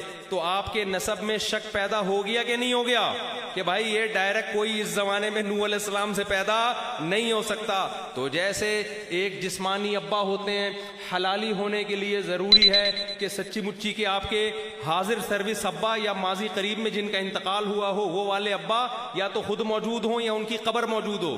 اسی طرح روحانی طور پر حلالی ہونے کے لیے ضروری ہے کہ آپ کے روحانی ابا اس زمانے میں یا تو ابھی موجود ہوں یا ان کی کوئی قبر ماضی قریب میں موجود ہو جن سے آپ نے براہ راست فیض حاصل کیا ہو۔ پھر ان کے حلالی ہونے کے لیے ضروری ہے کہ ان کے بھی کوئی روحانی ابا اسی زمانے کے یا اس کے قریب زمانے کے موجود ہوں۔ پھر روحانی طور پر ان دادا کے حلالی ہونے کے لیے ضروری ہے کہ ان کے بھی کوئی روحانی ابا جن سے انہوں نے براہ راست فیض حاصل کیا ہوں، اور یہ سلسلہ سند متصل کے ساتھ چلتے چلتے محمد صلی اللہ علیہ وسلم تک پہنچتا ہو۔ تو جب تک اس طرح سے روحانی ابا جیسے جسمانی سند متصل کے ساتھ آدم علیہ السلام تک حلالی ہونے کے لیے پہنچنا ضروری ہے، تو روحانی طور پر بھی حلالی ہونے کے لیے سند متصل کے ساتھ روحانی ابا کا بھی محمد صلی اللہ علیہ وسلم تک متصل ہونا ضروری ہے۔ نہیں آ رہی میرے خیال بات سے؟ دیکھو ہم امام ابو حنیفہ کو فقہی مسائل میں فالو کرتے ہیں۔ اگر ہم امام حنیفہ سے پوچھیں کہ آپ نے علم حاصل کیا، آپ کس کے شاگرد ہیں، آپ کا روحانی والد کون ہے؟ اور امام حنیفہ جواب میں کہتے ہیں میں نے خود سے پڑھا ہے بس، تو یہ پوری دنیا میں اتنی بڑی تعداد ابو حنیفہ کو کبھی فالو بولو نہ کرتی۔ امام ابو حنیفہ کے پاس اپنی سند ہے کہ مجھے اس مسند پہ بٹھانے والے حماد الکوفی ہیں۔ کون ہیں؟ میں نے کئی سال ان کی صحبت اٹھائی ہے، جو بخاری مسلم کے راویوں میں سے حماد الکوفی، ان کی صحبت میں نے اٹھائی ہے، ان سے میں نے قرآن بھی سیکھا، حدیث بھی سیکھی اور تزکیہ بھی کیا۔ اس کے بعد میں ان کے دنیا سے جانے کے بعد ان کی جگہ پہ بیٹھا ہوں، پھر امت نے آپ پہ اعتماد کیا ہے۔ پھر حماد الکوفی سے پوچھیں کہ آپ کے روحانی ابا کون ہیں؟ اگر وہ کہتے ہیں میں نے خود سے علم حاصل کیا، میں نے کسی رجل کو بزرگ یا بابا نہیں بنایا، تو حماد الکوفی تک امام ابو حنیفہ کا روحانی سلسلہ کیا ہو جاتا؟ منقطع۔ روحانی طور پر آپ کا حلالی ہونا ثابت نہیں ہوتا. لہذا ابو حنیفہ کو فالو کرنے کی شریعت ہمیں اجازت نہیں دیتی. حماد الکوفی نے کہا کہ میں نے علم حاصل کیا ابراہیم نخعی سے جو بخاری مسلم کے راویوں میں سے ہیں اور بہت بڑے تابعین میں سے ہیں جن کا امام بخاری بڑے احترام سے نام لیا کرتے تھے. ابراہیم نخعی کی کئی سال حماد الکوفی نے صحبت اٹھائی. ابراہیم نخعی سے پوچھا جائے کہ جناب آپ کا روحانی سلسلہ کیا ہے, اگر ابراہیم نخعی کہہ دیتے میں نے اخپل طریقے سے علم حاصل کیا, مجھے عربی آتی ہے, میں نے قرآن خود سے سمجھا, یہ نبی کی حدیثیں میرے پاس موجود ہیں, میں نے خود سے استدلال کیا, تو امام ابو حنیفہ کا سلسلہ کیا ہو جاتا, دادا پہ جا کے ختم ہو جاتا. ہم ابو حنیفہ کو فالو نہیں کرتے. ابراہیم نخعی نے کہا کہ میں نے صحبت اٹھائی ہے علقمہ کی. علقمہ جو کوفہ کے بڑے جلیل قدر تابعین میں سے تھے جنہوں نے طویل صحبت اٹھائی عبداللہ ابن مسعود رضی اللہ تعالیٰ عنہ کی. اور عبداللہ ابن مسعود پہ جا کے جب ہمارا سلسلہ پہنچا تو ہم نے ابن مسعود سے پوچھا آپ نے قرآن و سنت کا علم کہاں سے حاصل کیا. وہ یہ کہہ سکتے تھے حدیثیں ابو ہریرہ سے لے لی میں نے, اور قرآن مصحف عثمانی کا پڑھ کے خود میں نے اسٹڈی کیا ہے, کسی پہ اعتماد نہیں کیا. لہذا میں جو نالج تمہارے ساتھ شیئر کر رہا ہوں یہ میری ذہن کی پیداوار ہے, میں کسی کو نہیں مانتا. نا نا نا نا نا نا. عبداللہ ابن مسعود پر امت نے اعتماد اس لیے کیا کہ انہوں نے پیغمبر صلی اللہ علیہ وسلم کی طویل صحبت اٹھائی. اتنی طویل صحبت کہ صحابہ کہتے تھے ہم عبداللہ بن مسعود کو رسول اللہ صلی اللہ علیہ وسلم کے گھر اور خاندان کا ایک فرد سمجھنے لگے تھے. اتنا آنا جانا پیغمبر صلی اللہ علیہ وسلم کے ساتھ ہوتا تھا. تو اس صحبت کے بغیر آپ کی روحانی سند متصل نہیں ہوتی. اور جو علم آپ لوگوں کے سامنے پیش کر رہے ہو شریعت اس علم پہ اعتماد کرنے کی اجازت ہمیں نہیں دیتی ہے. میرا خیال ہے آواز پیچھے جا نہیں رہی ہے, شاید نہیں آ رہی نا, آ رہی ہے, اچھا آ رہی. تو یہ سلسلہ ضروری ہے. آج بہت سے لوگوں سے پوچھا جائے یار آپ کا بزرگ کون ہے, وہ کہتے ہیں امام بخاری کو میں اپنا بزرگ مانتا ہوں. ابے یہ ایسے ہی ہو گیا کہ جیسے آپ سے پوچھے آپ کے والد کا نام کیا ہے, آپ کے نوح علیہ السلام ہے بھائی.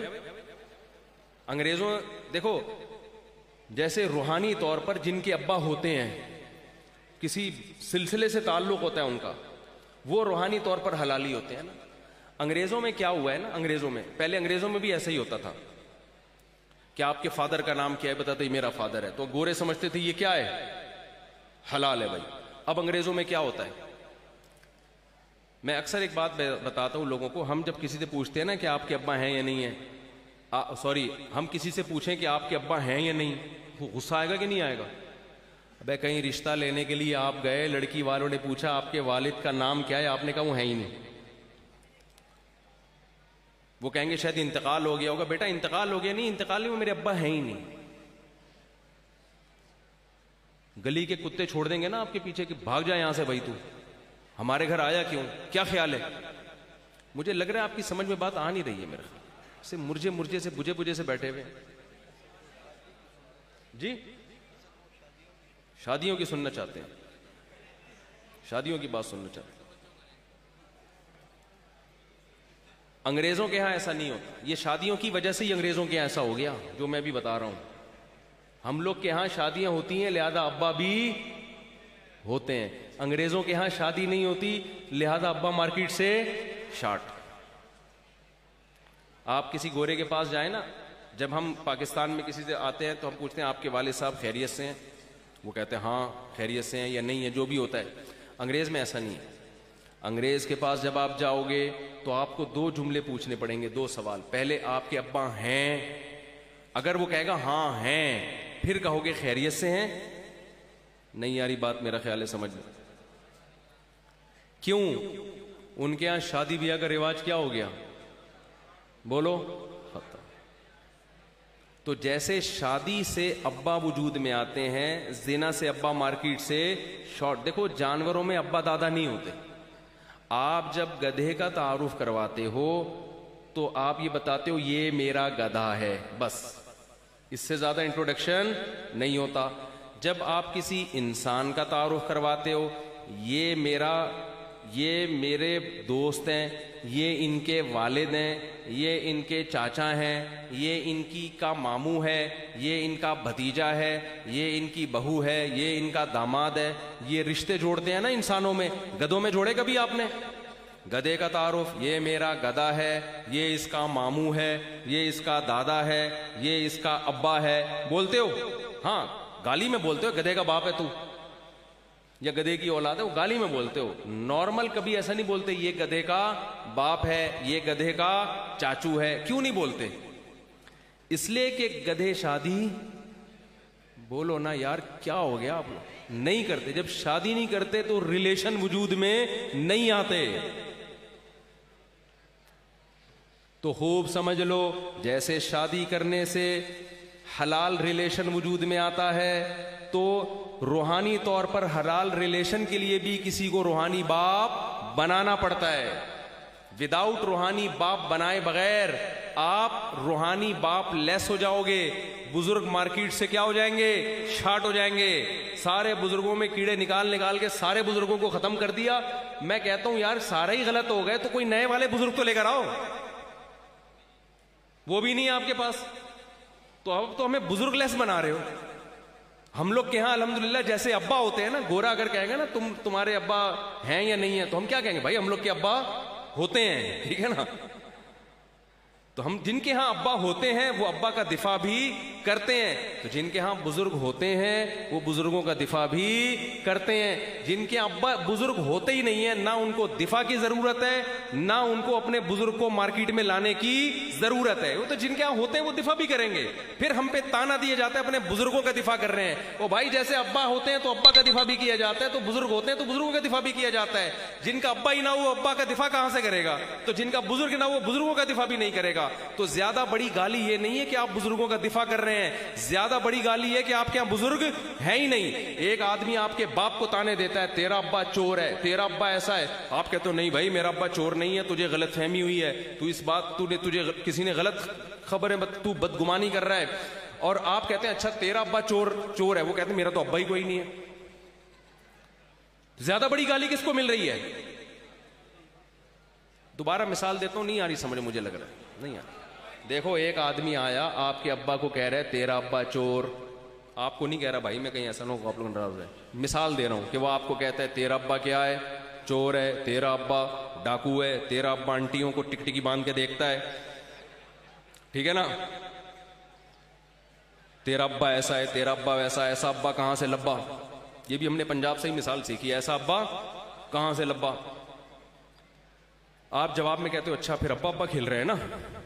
ایک دفعہ ایک صاحب آئے مجھے کہنے لگے مفتی طارق مسعود صاحب تمہارے بزرگوں نے یہ کیا وہ کیا، اپنے بزرگوں کو ڈیفینڈ کر رہے ہو تم لوگ، تو مجھ سے مناظرہ کرو. میں کراچی میں ایک صاحب نے مجھے چیلنج کیا نا تم اپنے بزرگوں کا دفاع کرو. میں نے کہا ٹھیک ہے، میں ایک شرط پہ دفاع کروں گا کہ پھر میں آپ کے بزرگوں کی کتابوں سے کیڑے نکالوں گا. تو آپ میرے بزرگوں پہ کیچڑ اچھالنا، میں آپ کے بزرگوں پہ، دیکھیں گے کس کے بزرگ ٹھیک ہیں کس کے کیا ہیں گمراہ ہیں. کبھی بھی مقابلہ ہوتا ہے نا تو صرف دفاعی پوزیشن پہ نہیں آتا. یہ ایسے ہی ہے جیسے آپ نے سامنے والے کے ہاتھ میں بندوق پکڑا دی، آؤ لڑتے ہیں، تم مارو میں اپنے آپ کو بچاؤں گا. یہ جنگ کا طریقہ ٹھیک ہے؟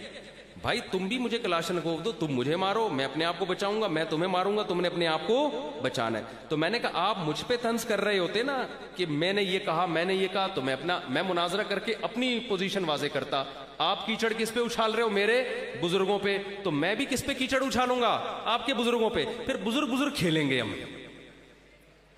میں اپنے بزرگوں کا دفاع کروں گا اور پھر آپ نے اپنے بزرگوں کا دفاع کرنا ہے.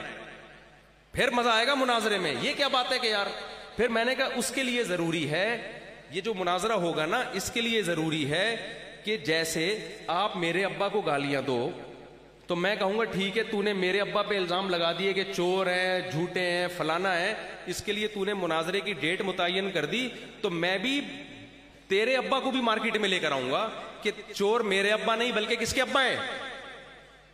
یار آپ لوگ کی سمجھ میں ہی نہیں آ رہا کیا مسئلہ ہے یار. تو میں کیا کہوں گا بھائی، تو میرے ابا کو چور ثابت کرے گا تو میں کس کو چور ثابت کروں گا؟ ابا کھیلیں گے نا. بھائی تم میرے اوپر الزام لگا رہا ہوتا تو میں تیرے اوپر لگاتا، تو لگا رہا ہے میرے ابا پہ تو میں بھی تیرے ابا کو مارکیٹ میں لے کر آؤں گا. دونوں طرف سے مقابلہ ہوگا. وہ اگلا جواب میں کہتے میرا ابا تو ہے ہی نہیں. میں کہوں گا چلو انتقال ہو گیا تو میں ان کی کتابوں سے ثابت کروں گا کہ یہ غلط ہے. انتقال ہو گیا نا, کہے گا نہیں ہے ہی نہیں. میں کہوں گا یار میرے ابا ہیں, چور ہے, لیکن ہیں تو نا. کمبخت تو وداؤٹ ابا ہے. ابا چور ہوں, ڈاکو ہوں, پھر بھی رشتہ بیٹے کو مل جائے گا, ابا ہیں تو نا. اور سرے سے ابا ہی نہ ہو, بچہ عیدی سینٹر سے دریافت ہوا ہو, کوئی رشتہ دے دے گا اس کو؟ میں ایک دفعہ جب شادی میں گیا نا, اپنی شادی میں ایک دفعہ بھی گیا ہوں, ایک اور دفعہ بھی گیا ہوں. مجھ سے لوگ کہتے ہیں نا مجھ سے آپ ہماری شادی میں آئیے گا. میں کہتا ہوں بھائی میں اپنی شادیوں میں اتنی دفعہ جا چکا ہوں کہ میرے لیے کسی کی شادی میں جانا بہت مشکل کام. بہت دفعہ اپنی شادیوں میں جب مولوی بن رہا تھا, میں راستے میں اپنے جو دوست آئے نا ان کو واقعہ سنا رہا تھا کہ میں جب مولوی بننے کے لیے مدرسے میں آیا تو لوگ مجھے تانا دیتے تھے کہ تم مولوی بن رہے ہو, تمہیں کوئی لڑکی نہیں دے گا شادی کے لیے. ملا ہے نا, ملا ہے, مسجد تک دوڑ اور نہ بیچارے تھوڑے چھوٹے وظیفے, تنخواہیں کم, تو تمہیں لڑکی نہیں. میں نے مذاق میں کہہ دیا تھا میں 4 کروں گا. کاش میں اس وقت 8 کہہ دیتا, قبولیت کی گھڑی تھی. اب افسوس ہوتا ہے یار, قبولیت کی گھڑی تھی. تو بعض نا گھڑیاں بڑی قبولیت کی ہوتی ہیں, جو کہہ دو اللہ کر دیتا ہے اس کو. آمین. پتہ نہیں یہ دعا ہے کہ بد دعا ہے, یہ بھی. وہ ایک آدمی کو خواب آیا کہ لوگوں کے اعمال کا حساب ہو نہیں رہا, اور فرشتے نے پوچھا تیری کتنی بیویاں ہیں؟ اس نے کہا ایک. انہوں نے بولا جہنم میں جا. خواب آیا نا اس کو, تیری کتنے؟ اس نے کہا 2 جنت میں. ہر ایک کے ساتھ بیویوں کی تعداد پوچھ رہے, 1 والوں کو جہنم میں, 2 والوں کو جنت میں. کسی نے پوچھا ابے تو نماز کا حساب لے, روزے کا حساب لے, کہ بیویاں کتنی ہیں؟ 1 ہے تو جنت میں, 2 ہیں تو جہنم, 2 ہیں تو جنت میں, 1 ہے تو جہنم میں. اس نے کہا یہ 2 والے پہلے جہنم دیکھ کے آ رہے ہیں بیچارے, ان کو کیا کرو, ان کو یہاں ڈائریکٹ بغیر حساب کتاب. تو یہ جو آپ کو شادیوں کے بیان سننے کا شوق ہے نا میرے بھائی, یہ ذرا کر کے دیکھو, لگ پتہ جائے.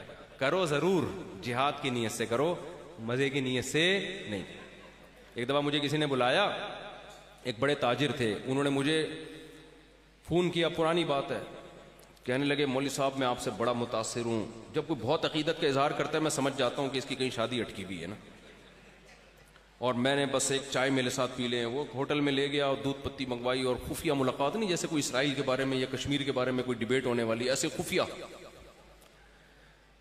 میں نے کہا کیا مسئلہ؟ کہہ رہے ہیں یار میں 2 شادیاں, دوسری شادی کرنا چاہتا ہوں, مجھے ذرا کچھ مشورہ دیں. میں نے کہا مشورہ یہ ہے, ثواب کی مکمل گارنٹی ہے, حالات کی کوئی گارنٹی نہیں.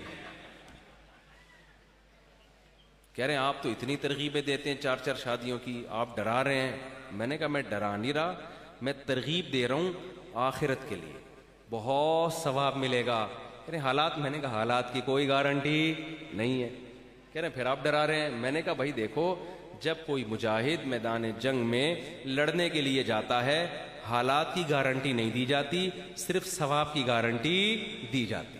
حالات تو یہ ہیں کہ لنگڑا بھی ہو سکتا ہے, اس کی بیوی بیوہ بھی ہو سکتی ہے, بچے یتیم بھی ہو سکتے ہیں, گرفتار بھی ہو سکتا ہے, بم دھماکے سے شہید بھی ہو سکتا ہے, سب کچھ, اور فاتح ہو کے بھی آ سکتا ہے. وہی ہو سکتا ہے ملک فتح کر کے غازی بنے, مال غنیمت ملے. میں نے کہا یہ بھی ہو سکتا ہے. آپ 2 شادیاں کرو, ایک بیوی آپ کے سر دبائے اور دوسری آپ کے پاؤں دبائے, اور پھر آپ کو اور زیادہ سکون ملے کہ یار یہ تو بڑا اچھا کام ہے, تو ایک اور شادی آپ نے کر لی. اب وہ کھانا پکا رہی ہے, ایک آپ کا سر دبا رہی ہے, ایک آپ کے پاؤں دبا رہی ہے, اور ایک کھانا پکا رہی ہے. آلو چھیلنے کے لیے آپ نے ماسی رکھی ہوئی ہے, تو آپ کو خیال ہوا آپ نے ایک اور شادی کر لی. اب ایک آپ کا سر دبا رہی ہے, ایک آپ کے پاؤں دبا رہی ہے, ایک آلو چھیل رہی ہے, اور دوسرا ہانڈی چڑھا رہی ہے, اور یوں ہنسی خوشی زندگی گزر رہی ہے. اس کے بعد آپ کی آنکھ کھل رہی ہے. سمجھ میں آ رہی ہے بات کی؟ اس کے بعد آپ کی آنکھ کھل رہی ہے اور بیگم ڈنڈا لے کے سر پہ کھڑی ہوئی ہے. کیا آج تو خواب میں اتنا انجوائے کس چیز کو کر رہا تھا؟ خواب میں بعض دفعہ اتنا انجوائے کرتے ہیں نا, چہرے پہ اثر آ جاتا. بیویاں ٹریس کرتی ہیں یہ خواب میں آج اتنا ہنس کیوں رہا ہے, کوئی انٹی تو نہیں آ گئی اس کی زندگی میں. ایک آدمی کی شادی ہوئی نا, تو بیوی سے 100 سال گزر گئے, میاں بیوی زندہ اور بڑے ہینڈسم. کسی نے اس مرد سے پوچھا, یار تو 100 سال کے بعد بھی اتنا ہینڈسم اسمارٹ ہے, اس کا راز کیا ہے؟ اس نے کہا دیکھو, جب میری شادی ہوئی تھی نا تو میں نے اور بیوی نے ایک معاہدہ کیا تھا کہ ہمارا جب بھی پھڈا ہوگا نا تو جس کی غلطی ہوگی وہ 5 کلومیٹر پیدل چلے گا. جس کی غلطی ہوگی وہ 5 کلومیٹر واک کرے گا پیدل. کہہ رہے جب بھی پھڈا ہوا تو بالآخر مجھے ہی غلطی ماننی پڑی اپنی. اور پیدل کون چلا؟ تو یہ پیدل اتنا چلنے کی برکت ہے کہ آج میں ہینڈسم اور اسمارٹ ہوں. تو اس نے کہا اچھا چل, تو پیدل چلا نا 5 کلومیٹر, تیری غلطی تھی, بیوی کیوں اسمارٹ ہے؟ اس نے کہا وہ یہ دیکھنے کے لیے میرے پیچھے پیچھے چلتی تھی کہ چل بھی رہا ہے کہ نہیں چل رہا ہے. سمجھ رہے؟ وہ یہ دیکھنے کے لیے چلتی تھی کہ چل رہا ہے کہ نہیں چل رہا ہے. تو اس لیے آپ 2 کریں, 3 کریں, 4 کریں, حقوق ادا کریں. سوسائٹی کی ضرورت ہے, بیوہ عورتیں بہت زیادہ ہیں, طلاق یافتہ بہت زیادہ ہیں, بہت سی کنواریوں کی عمریں نکل رہی ہیں. آپ عدل کی شرط کے ساتھ کریں, بہت سے بھی زیادہ ثواب ملے گا.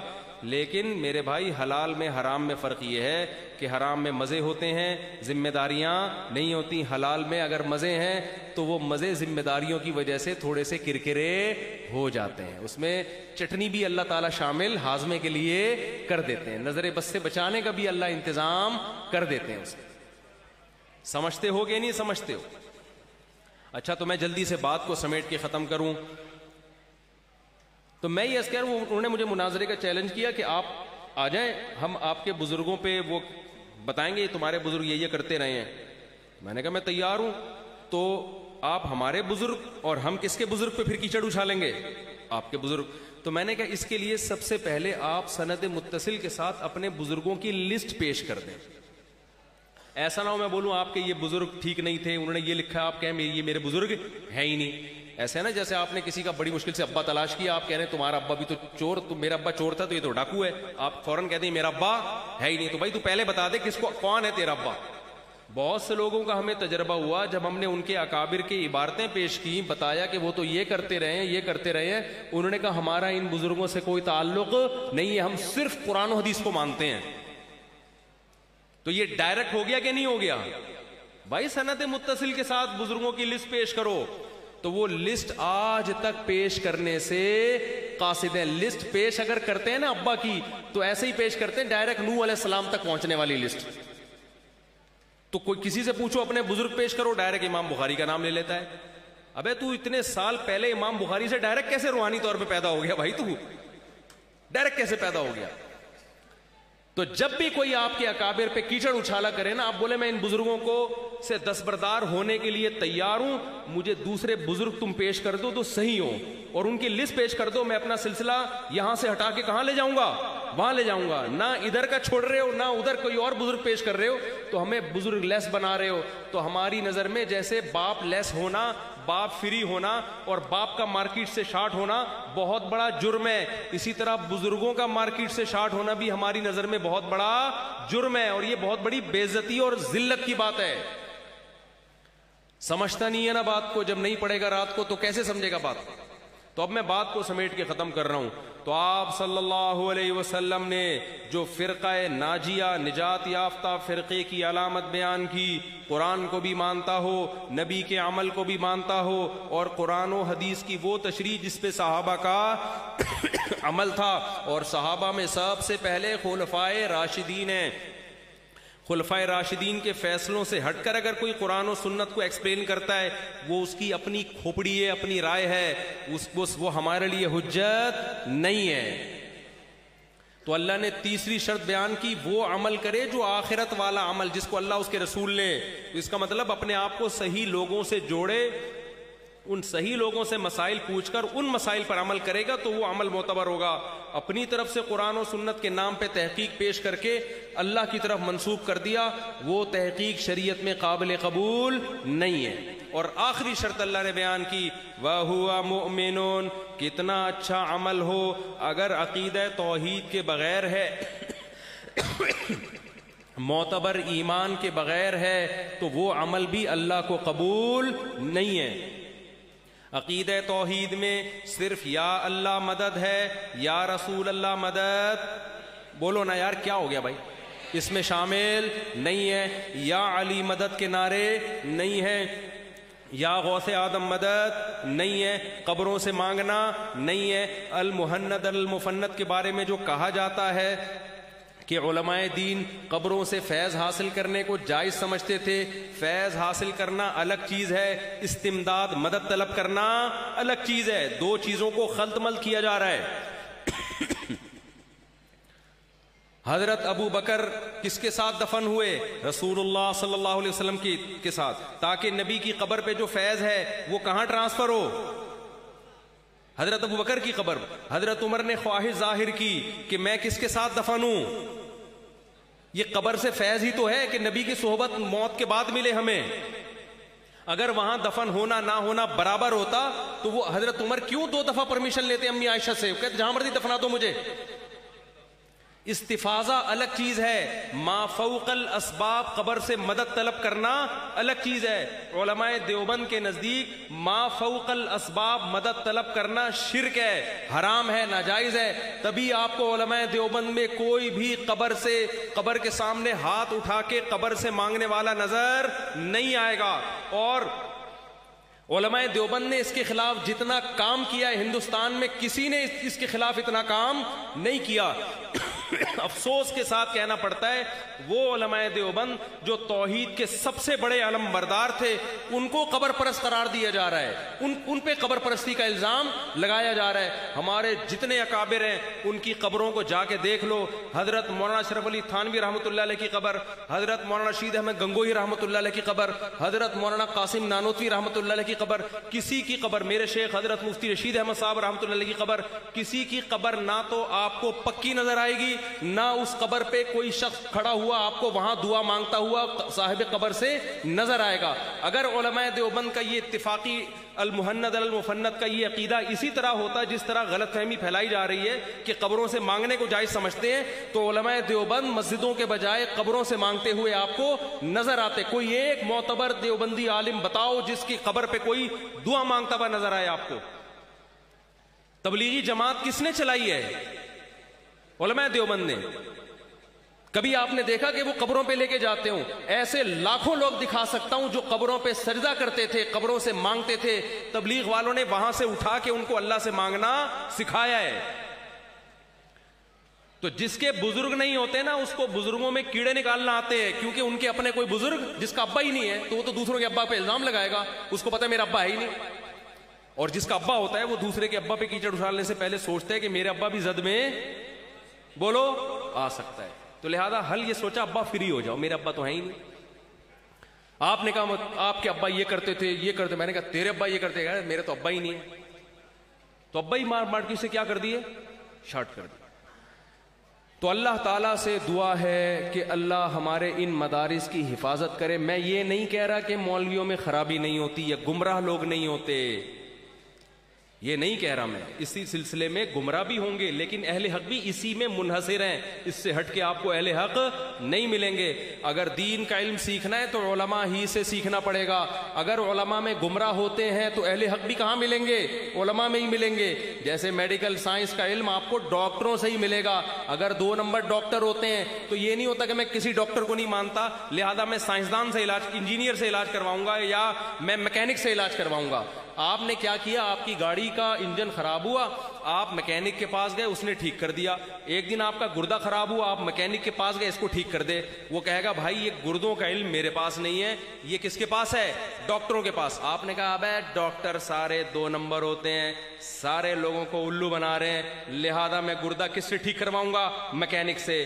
تو وہ کہے گا میرے بھائی تیرا گردے کا مسئلہ نہیں ہے, تیرا مسئلہ کس کا ہے, کھوپڑی کا. تو نہ ڈاکٹر کے پاس جا نہ تو میکینک کے پاس جا, تو پاگل خانے جا. ایک چٹکلا سنا تو تھوڑا سا نازیبس ہے. ایک آدمی ڈاکٹر کے پاس گیا نا, دانت میں درد تھا اس کے. دانت میں کیا تھا, اس کے کیڑا لگ گیا تھا کوئی دانت میں. تو ڈاکٹر کے پاس گیا نا, آرام سے بیٹھ نہیں رہا, ڈاکٹر کی چیزوں کو چھیڑ رہا, کبھی یوں کر رہا ہے کبھی یوں کر رہا ہے. ڈاکٹر کو غصہ آ رہا ہے تو آرام سے بیٹھ جا بھائی, جب تیرا نمبر آئے گا تیرا دانت چیک کر لوں گا. لیکن اس کو تکلیف, کبھی یوں اٹھا کے دلاس کو یوں کر رہا ہے, کبھی ڈاکٹر کے وہ آلے کو جا کے چیک کر رہا ہے. ڈاکٹر نے بلا لیا, ادھر آ بھائی تو بیٹھ یار, تو پہلے بتا کیا مسئلہ. اس نے کہا ڈاکٹر صاحب میرے دانت میں کیڑا ہے. کہہ رہا ہے کیڑا ہے, لوکیشن صحیح نہیں بتا رہے تھے. लोकेशन तुम गूगल मैप पे डालो, सही लोकेशन आ जाएगी। समझ में नहीं आ रही मेरा ख्याल है। तो मेरे भाई, अब्बा गलत हो ना, ये फिर भी वो एक हकीम वाला सुना दूं। एक हकीम साहब हर एक को कीड़ों की दवा दिया करते थे। बस ये सुना के मैं बयान खत्म कर रहा हूं। जो मैं समझाना चाह रहा था वो तो समझ में आ गया ना मौजू। तो हम सब ने भाई मरना है, मरने के बाद हमने अल्लाह को मुंह दिखाना है। तो हमने 4 काम करने, नीयत हर अमल में आखिरत की, उसके लिए फिर हमने कोशिश भी सही लोगों से जुड़ के, अख्पल तरीके से कोई नया फिरका बना के नहीं, अहले हक को तलाश करके उनसे जुड़ के। और चौथी, ईमान और तौहीद पर, ये अलग से अल्लाह ने बयान किया, शिर्क के साथ कोई अमल मकबूल नहीं। बयान खत्म हो गया मेरा, सिर्फ एक चुटकुला सुना के ताकि आप थोड़े से फ्रेश हो जाएं। एक हकीम साहब थे, हर एक को कीड़ों की दवा दिया करते थे। भाई कोई पेट खराब है, कीड़ों की दवा दी। भाई हो सकता है कीड़े वीड़े हो पेट में, लोग कहते थे होंगे। किसी के दिमाग में मसला था, कीड़ों की दवा दी। भाई शायद कोई जरासीम आ गए हो। एक हम लोग परेशान यार, हर आदमी को कीड़ों की दवा दे रहे हैं। एक दिन एक आदमी दरख्त पे चढ़ा, गिर गया, पाँव की हड्डी टूट गई। हकीम साहब ने कीड़ों की दवा दी। लोग बोल रहे हैं यार ये हकीम साहब, ये पाँव की हड्डी टूट गई, इसका कीड़ों से क्या ताल्लुक है? उन्होंने, हकीम साहब ने कहा कीड़ा था तभी तो चढ़ा था दरख्त पे। कमबख्त, तू यहां से डंडी लेके फल तोड़ लेता। तो इसलिए हड्डी जोड़ना इतना जरूरी नहीं है जैसे जितना कीड़ों का इलाज जरूरी। तो इसलिए मेरे भाई, इन तमाम जरासीम से तमाम दवाएं बच्चों की पहुंच से दूर रखें। समझते हो कि नहीं समझते? तो जो सदियों से चला आ रहा है ना अहले हक, उसी को फॉलो करें। एक साहब ने कहा पिशावर में हमारा मसलक बहुत तेजी से फैल रहा है। तो एक पठान भाई ने उससे बोला, पिशावर में इस्लाम 1200-1300 साल पहले आया है, अब क्या फैल रहा है? अब तक क्या घास खा रहे थे हम पिशावर में? नहीं आ रही मेरा ख्याल है बात समझ। पिशावर में इस्लाम कब आया है? वो तो मुसलमान मुजाहिदीन 1200 साल पहले आए हैं। वो 1400 साल से गलत इस्लाम को फॉलो कर रहे थे, अब नया वाला आ रहा है मार्केट में। ये तो हमारे अहले हदीस हजरात का मैं बड़ा एहतराम करता हूं, मैं उनको कोई जहन्नमी नहीं शुमार करता, लेकिन कुछ मसाइल में वो 100% गलत हैं, जिसमें 3 तलाक का मसला भी है। एक अहले हदीस भाई से मेरी बातचीत हुई, मैंने कहा ये 3 तलाकों का तुमने किधर से निकाला है? तो साहबों में कहीं भी नहीं है। कोई एक साहबी बताओ जिसने रुखसती के बाद एक मजलिस की 3 तलाक को एक कहा हो, एक दिखा दो, ज़ईफ़ हदीस दिखा दो। कुछ भी नहीं है। उन्होंने कहा देखें, मिस्र की हुकूमत ने 1964 में कानून पास कर दिया कि 3 तलाकें एक होंगी। पाकिस्तान में आइली कवानीन में पता नहीं 1900 फला में कानून पास हुआ। सऊदी अरब में अब जाके हुआ है 3 तलाकें कितनी होंगी? एक होंगी। अब वो यही फतवा देने लगे। और सूडान में 1975 या 80 में कानून पास हो गया, 3 तलाकें कितनी होंगी? एक होंगी। तो इतने सारे मुल्कों में चेंज हो गया, आप लोग को पता नहीं, अबू हनीफा की अंधी तकलीद करते हो आप लोग। मैंने कहा एक्चुअली एक्सक्यूज मी सर, बात जरा 2 मिनट के लिए सुन ले मेरी। मिस्र में इस्लाम हजरत उमर के दौर में आया है। मिस्र कब फतह हुआ बोलो? मैंने कहा 1965 में 3 तलाक को एक करार देने का कानून। इससे पता चला 1965 तक 3 कितनी समझी जाती थी, तभी तो तब्दील किया है ना, वरना तब्दीली की जरूरत थी क्या? अबे यार तुम लोग की समझ में नहीं आ रहा तो अगले की समझ में कहां से आएगा? मैंने कहा मिस्र में इस्लाम 1965 में आया होता ना, तो मैं कहता जैसे इस्लाम आया 3 तलाक एक कर दी उन्होंने। मिस्र में इस्लाम हजरत उमर के दौर में आया और 1965 तक 3 रही हैं, अब जाके 3 कितनी हो रही हैं? एक। इसका मतलब वो 1965 तक मिस्र के लोग घास खा रहे थे, अब सच्ची मुच्ची का इस्लाम मिस्र में आ रहा है। ये तो 3 तलाक के 3 होने की दलील है। मैंने कहा 1900 फलाने ढिमकाने में जो पाकिस्तान के आइली कवानीन बने, पाकिस्तान, हिंदुस्तान, बांग्लादेश में इस्लाम मोहम्मद बिन कासिम के दौर में आया। अंग्रेज भी उस इस्लाम को चेंज नहीं कर सका। उसके दौर में भी अदालत में 3 तलाकें 3 थी। अय्यूब खान के दौर में कानून तब्दील हो गया। तो जो इस्लाम 1200 साल से चला आ रहा था, वो लोग माज़अल्लाह घास खा रहे थे, और सदर अय्यूब के दौर में मुसलमानों ने कुरान और सुन्नत पे अमल करना शुरू कर दिया। मैंने कहा मेरे भाई ये खोपड़ी में आने वाली बात नहीं, ये उल्लू बनाने के लिए बेहतरीन दलाइल हैं, खोपड़ी में आने वाली बातें नहीं है। सऊदी अरब से तो इस्लाम चला है, मक्का मदीना में अब आले सऊद से पहले, और वो भी इस साल हुआ, ये पिछले साल, इससे पहले सऊदी अरब की अदालतों में जब से इस्लाम आया है, और ज़ाहिर इस्लाम की तो इब्तदा हुई, उनकी अदालतों में 3 तलाकों को 3 समझा जाता था। अब जनाब اب اس آل سعود کے دور میں عدالتوں میں قانون پاس ہو رہے 3 طلاقیں کتنی ہوں گی؟ 1 ہوں گی. میں نے کہا میرے بھائی کوئی غیر مسلمان ہوگا نا, اس کو خدا کا واسطہ یہ دلائل نہ دینا. وہ کہے گا کہ 1200 سال سے تم لوگ گھاس کھا رہے تھے, اب تم لوگوں نے سچی مچی والا اسلام نافذ کرنا شروع کیا ہے, تو 1200 سال تو جہالت میں گزر گئے, 200-400 سال قیامت میں رہ گئے, وہ بھی گزار لیتے نا. اس میں 200-400 سال میں اصلاح کرنے کی کیا ضرورت تھی تمہیں؟ نہیں آ رہی بات میرا خیال ہے کہ اس تکلف کی تمہیں ضرورت کیا ہے؟ 1200-1300 سال گمراہی میں گزر گئے, غلط اسلام کو فالو کرتے ہوئے گزر گئے, 200-400 سال امام مہدی اور دجال وغیرہ, تو 200-400 سال اور کیا خیال ہے؟ تکلف کی ضرورت تھی, اسی کو چلا دیتے یار, اب صحیح کرنے کی ضرورت کیا ہے؟ دوسرا موقف ہمارا ہے کہ جو 1200 سال سے اسلام بر صغیر میں آیا, سعودی عرب میں آیا, مصر میں آیا, 1400 سال, وہ والا اوریجنل تھا. اب جو کچھ آ رہا ہے مارکیٹ میں وہ کیا ہے؟ وہ اوریجنل نہیں ہے. جب مرد اور عورت کی نمازوں میں فرق کی بات کی جاتی ہے, ہم کہتے ہیں صدیوں ہمیں فقہا کی کتابوں میں یہی ملتا ہے کہ عورت سمٹ کے نماز پڑھے گی, مرد سمٹے بغیر پڑھے گا. صدیوں, حتیٰ کہ پرانے اہل حدیث کے فتوے بھی یہی ملیں گے آپ کو. یہ بعد میں آ کے فتویٰ مارکیٹ میں آنا شروع ہوا ہے کہ عورت مردوں کی طرح نماز پڑھے گی. تو وہ جو اجماع امت ہوا ہے, یا تو وہ غلط ہے یا پھر یہ نئے اسکالر غلط ہیں. حدیث کے مطابق اجماع امت غلط نہیں ہو سکتا. تو قرآن و حدیث کی وہ تشریح مانو جو صدیوں سے متواتر چلی آ رہی ہے. جو نئی تشریح مارکیٹ میں آئے گی اسے ہم قرآن و سنت کے نام پہ قبول کرنے کے لیے تیار نہیں ہوں گے. اللہ تعالیٰ تمام مسلمانوں کے ہر قسم کے کیڑوں کو رخصت فرما. ہر تھوڑے دن بعد جس کو بھی کچھ اس ٹائپ کی چیز ہوتی ہے اس کو چاہیے پہلے سے کووڈ-19 کی طرح ویکسین لگوا لے, اور آپ سب لگوا لو, تاکہ اس قسم کی کوئی چیز, کوئی وبا آپ کو نہ چھو کے گزرے. تو سواد اعظم سے, امت سے اللہ ہمیں قائم رہنے کی توفیق عطا فرمائے. اور ہمارے ان مدارس میں اگر کوئی خامی ہے, میں یہ نہیں کہتا کہ فرشتے ہیں کوئی خامی نہیں ہو سکتی, اللہ اس کی اصلاح فرمائے, اور ان مدارس سے اللہ دین کی خوب خدمت لے.